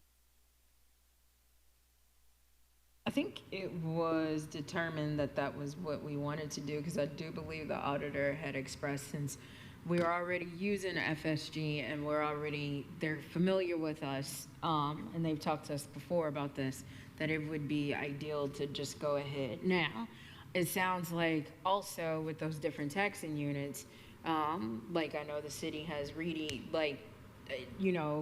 once this happens, should it all go through, that should we pass the resolution tonight, I should say, that people will bring their own financial services groups with them, but it would be, because it's a county convened thing, that FSG would be doing it. So I recall Mr. Garitas saying that he had this already several times and had resources in the form of wording and things like that that he could share with us to use. And I might be stretching what he said to say that I think it would involve this invitation type work thing, but that was the impression I got.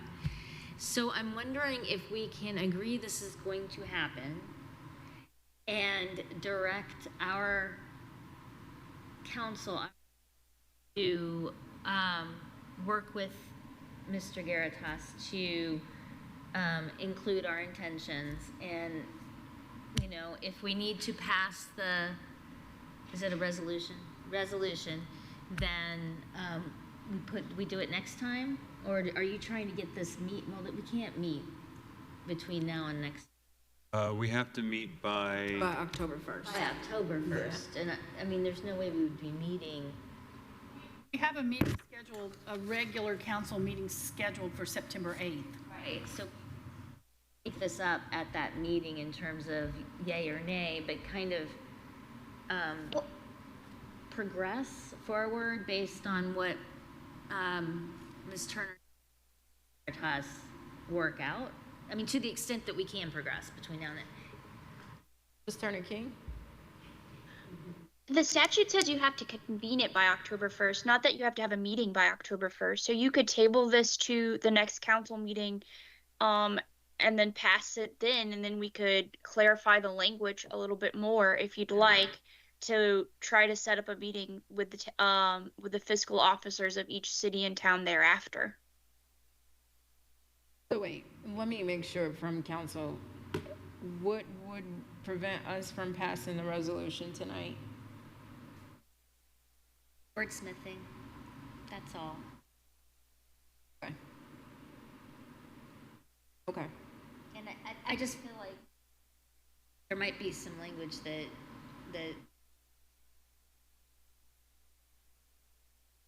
I just feel like maybe we could get some language from FSG on how to be inclusive, but also stay within the code, the statute that's like, hey, only these folks. Okay. Anybody have any other comments to that? So essentially, like, this is the draft, and then we can see this, work with Mr. Garitas, and then the 8th, go for it. Yes, Councilor Fido. So I'm wondering what the disadvantage would be of waiting. That would be my question. Well, I think the disadvantage of waiting is that that's 2 weeks that have gone by in which we don't have a meeting. Don't have a meeting scheduled, or for us to kind of get to kind of pull schedules together, if you will. Because again, I think the other thing that I was thinking about is other taxing units. Like we have our budgets. We got like 3 weeks of budgets plus regular sessions in between that, and then we have public hearings and then final adoptions. And so one person from this group is going to be taxed with, in addition to doing that, that's going to be an addition thing that they are going to do. And schedules I know are already tight for some folks, but that would be my reason for, or I would say the disadvantage for doing that. But as long, like, again, if we're saying that we don't have to have the meeting, because I was under the impression that you had to have the meeting by October 1st.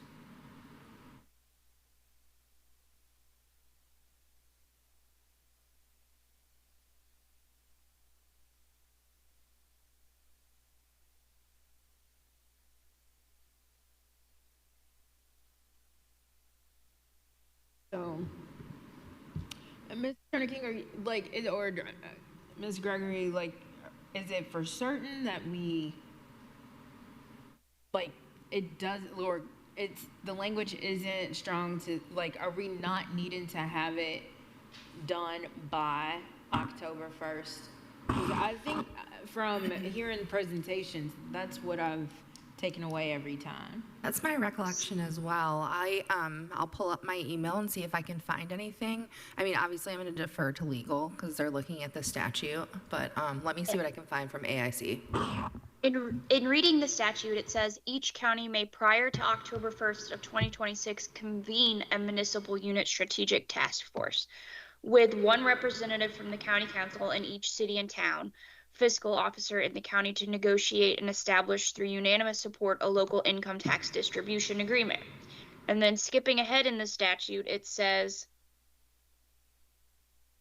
that if the municipal strategic task force establishes a local income tax distribution agreement under subdivision 1, the county should send the local income tax distribution agreement to the Department of Government Finance. The Department of Government Finance shall compile a report of all local income tax distribution agreements and submit the report to the legislative by December 1st. So I think you have to convene it by October 1st, and then you can discuss if you have an agreement so that you could submit it to DLGF so that they can submit it to the legislation by December 1st. Well, I guess to council colleagues, if the wording was that we need to make sure that we are trying to like include people that really should be on there, I guess couldn't we say now just the taxing units, and then if we find out by way of FSG, like other people such as libraries, school corporations, those things could be there, we could always add that and amend the resolution at the 8th. And therefore, if we pass it tonight, that gives us at least a 2-week head start on getting our gears grinding. I just am a little concerned. The more time that we aren't doing something, the more, like, schedules get real tight and crunchy. And so I'm just thinking, like, we could do this now, and then should we find something else out later that we can add, we can always amend it later. Ms. Gregory, I think you had your hand up.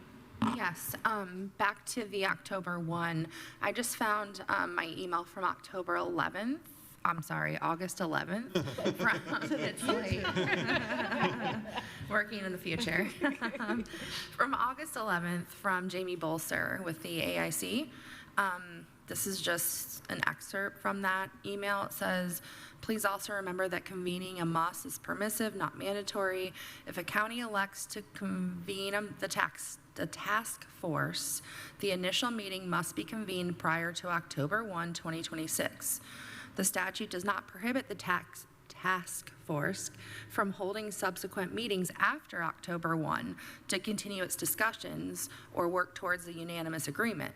DLGF has requested that counties must submit their completed MUS reports by November 2, 2026.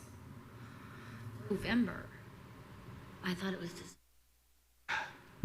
December to the legislators. So this leads me to believe that we need to have that first meeting by October 1. I agree. Yeah, and I just pulled that email up, and I'm looking at it too. So I would agree. So I think if what we have displayed on the screen right now, where we can say, you know, the tax-in units, which the council directs the Monroe County Auditor to provide notice to the taxing units, communicated action. So that clarifies who needs to be, but we can also send this out as a courtesy to those that want to hear the conversation, but we need to take care of what is required for us. Yep. With MUS. Okay. So it is a public meeting, right? Yes. Yeah, so I mean, they could come, for sure. Exactly. Okay. Is there anything prohibiting public comment? Well, I think you can, as much like all the other things that we've done, we could probably facilitate that. And then, of course, with the FSG, I'm sure they will, you know, work with us and how to do this. I know Hancock County had a meeting, I think last Wednesday or Thursday, and it's actually, I haven't had a chance to look at it because I've been ingrained in other things, but I kind of want to look at it and see what they do or have done. Yes. Council, I move to adopt Resolution 2026-31. Second. All right, we got a motion and a second. Any other further questions or comments on MUST?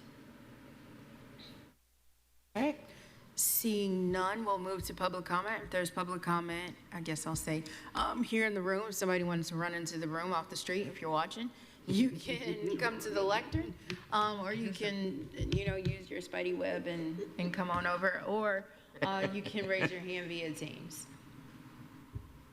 Seeing that nobody wants to do any of that, may we please have a roll call vote? Counselor Fidel, Yes. Counselor Wiltz, Yes. Counselor Henry, Yes. Counselor Crossley, Yes. Counselor Iverson. Yes. Motion passes unanimous.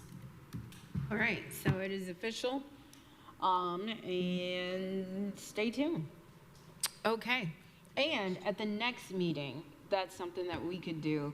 At the next meeting on the 8th, we can designate the one individual to do that. So there we go, if you must. So do you want me then to go ahead and start reaching out to the fiscal people to find a common date? Yes. Okay. Yep. Okay. So we will move on to the final part of our agenda, which is council liaison comments and updates. So I will start to my left down here and go down the dais. And so, Councilor Fidel, you're up first.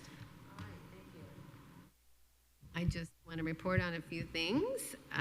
One of the highlights, I think, of the last couple of weeks, I arranged for and offered others to come to the new VA building tour. We got to see that. Councilor Deckard and I ended up being available to do that, so we did that. It was a lovely tour.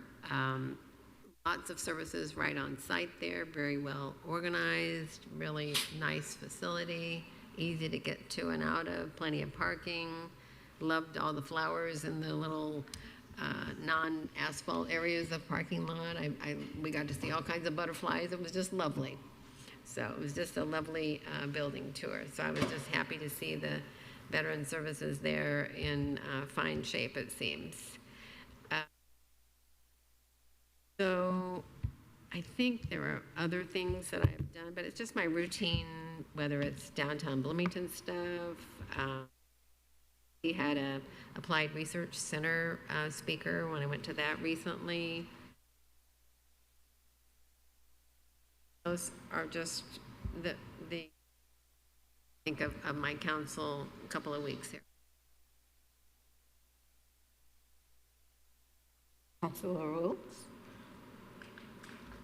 I have done a lot of things, and I'm tired tonight, so I'm going to spare you from updating. I did go to the PS Lit committee meeting, where it was decided that the recommendation would be to raise it. So, be looking for yet another increase in local income tax at a community near you. Okay. No. Oh, okay. I'll keep it really brief. Pride Fest was awesome last week. And the Front Door, which was funded by Sophia Travis Grant Committee, has had their openings, and so it was just really good to see the community coming out and showing up and showing love. Students are back, so welcome back.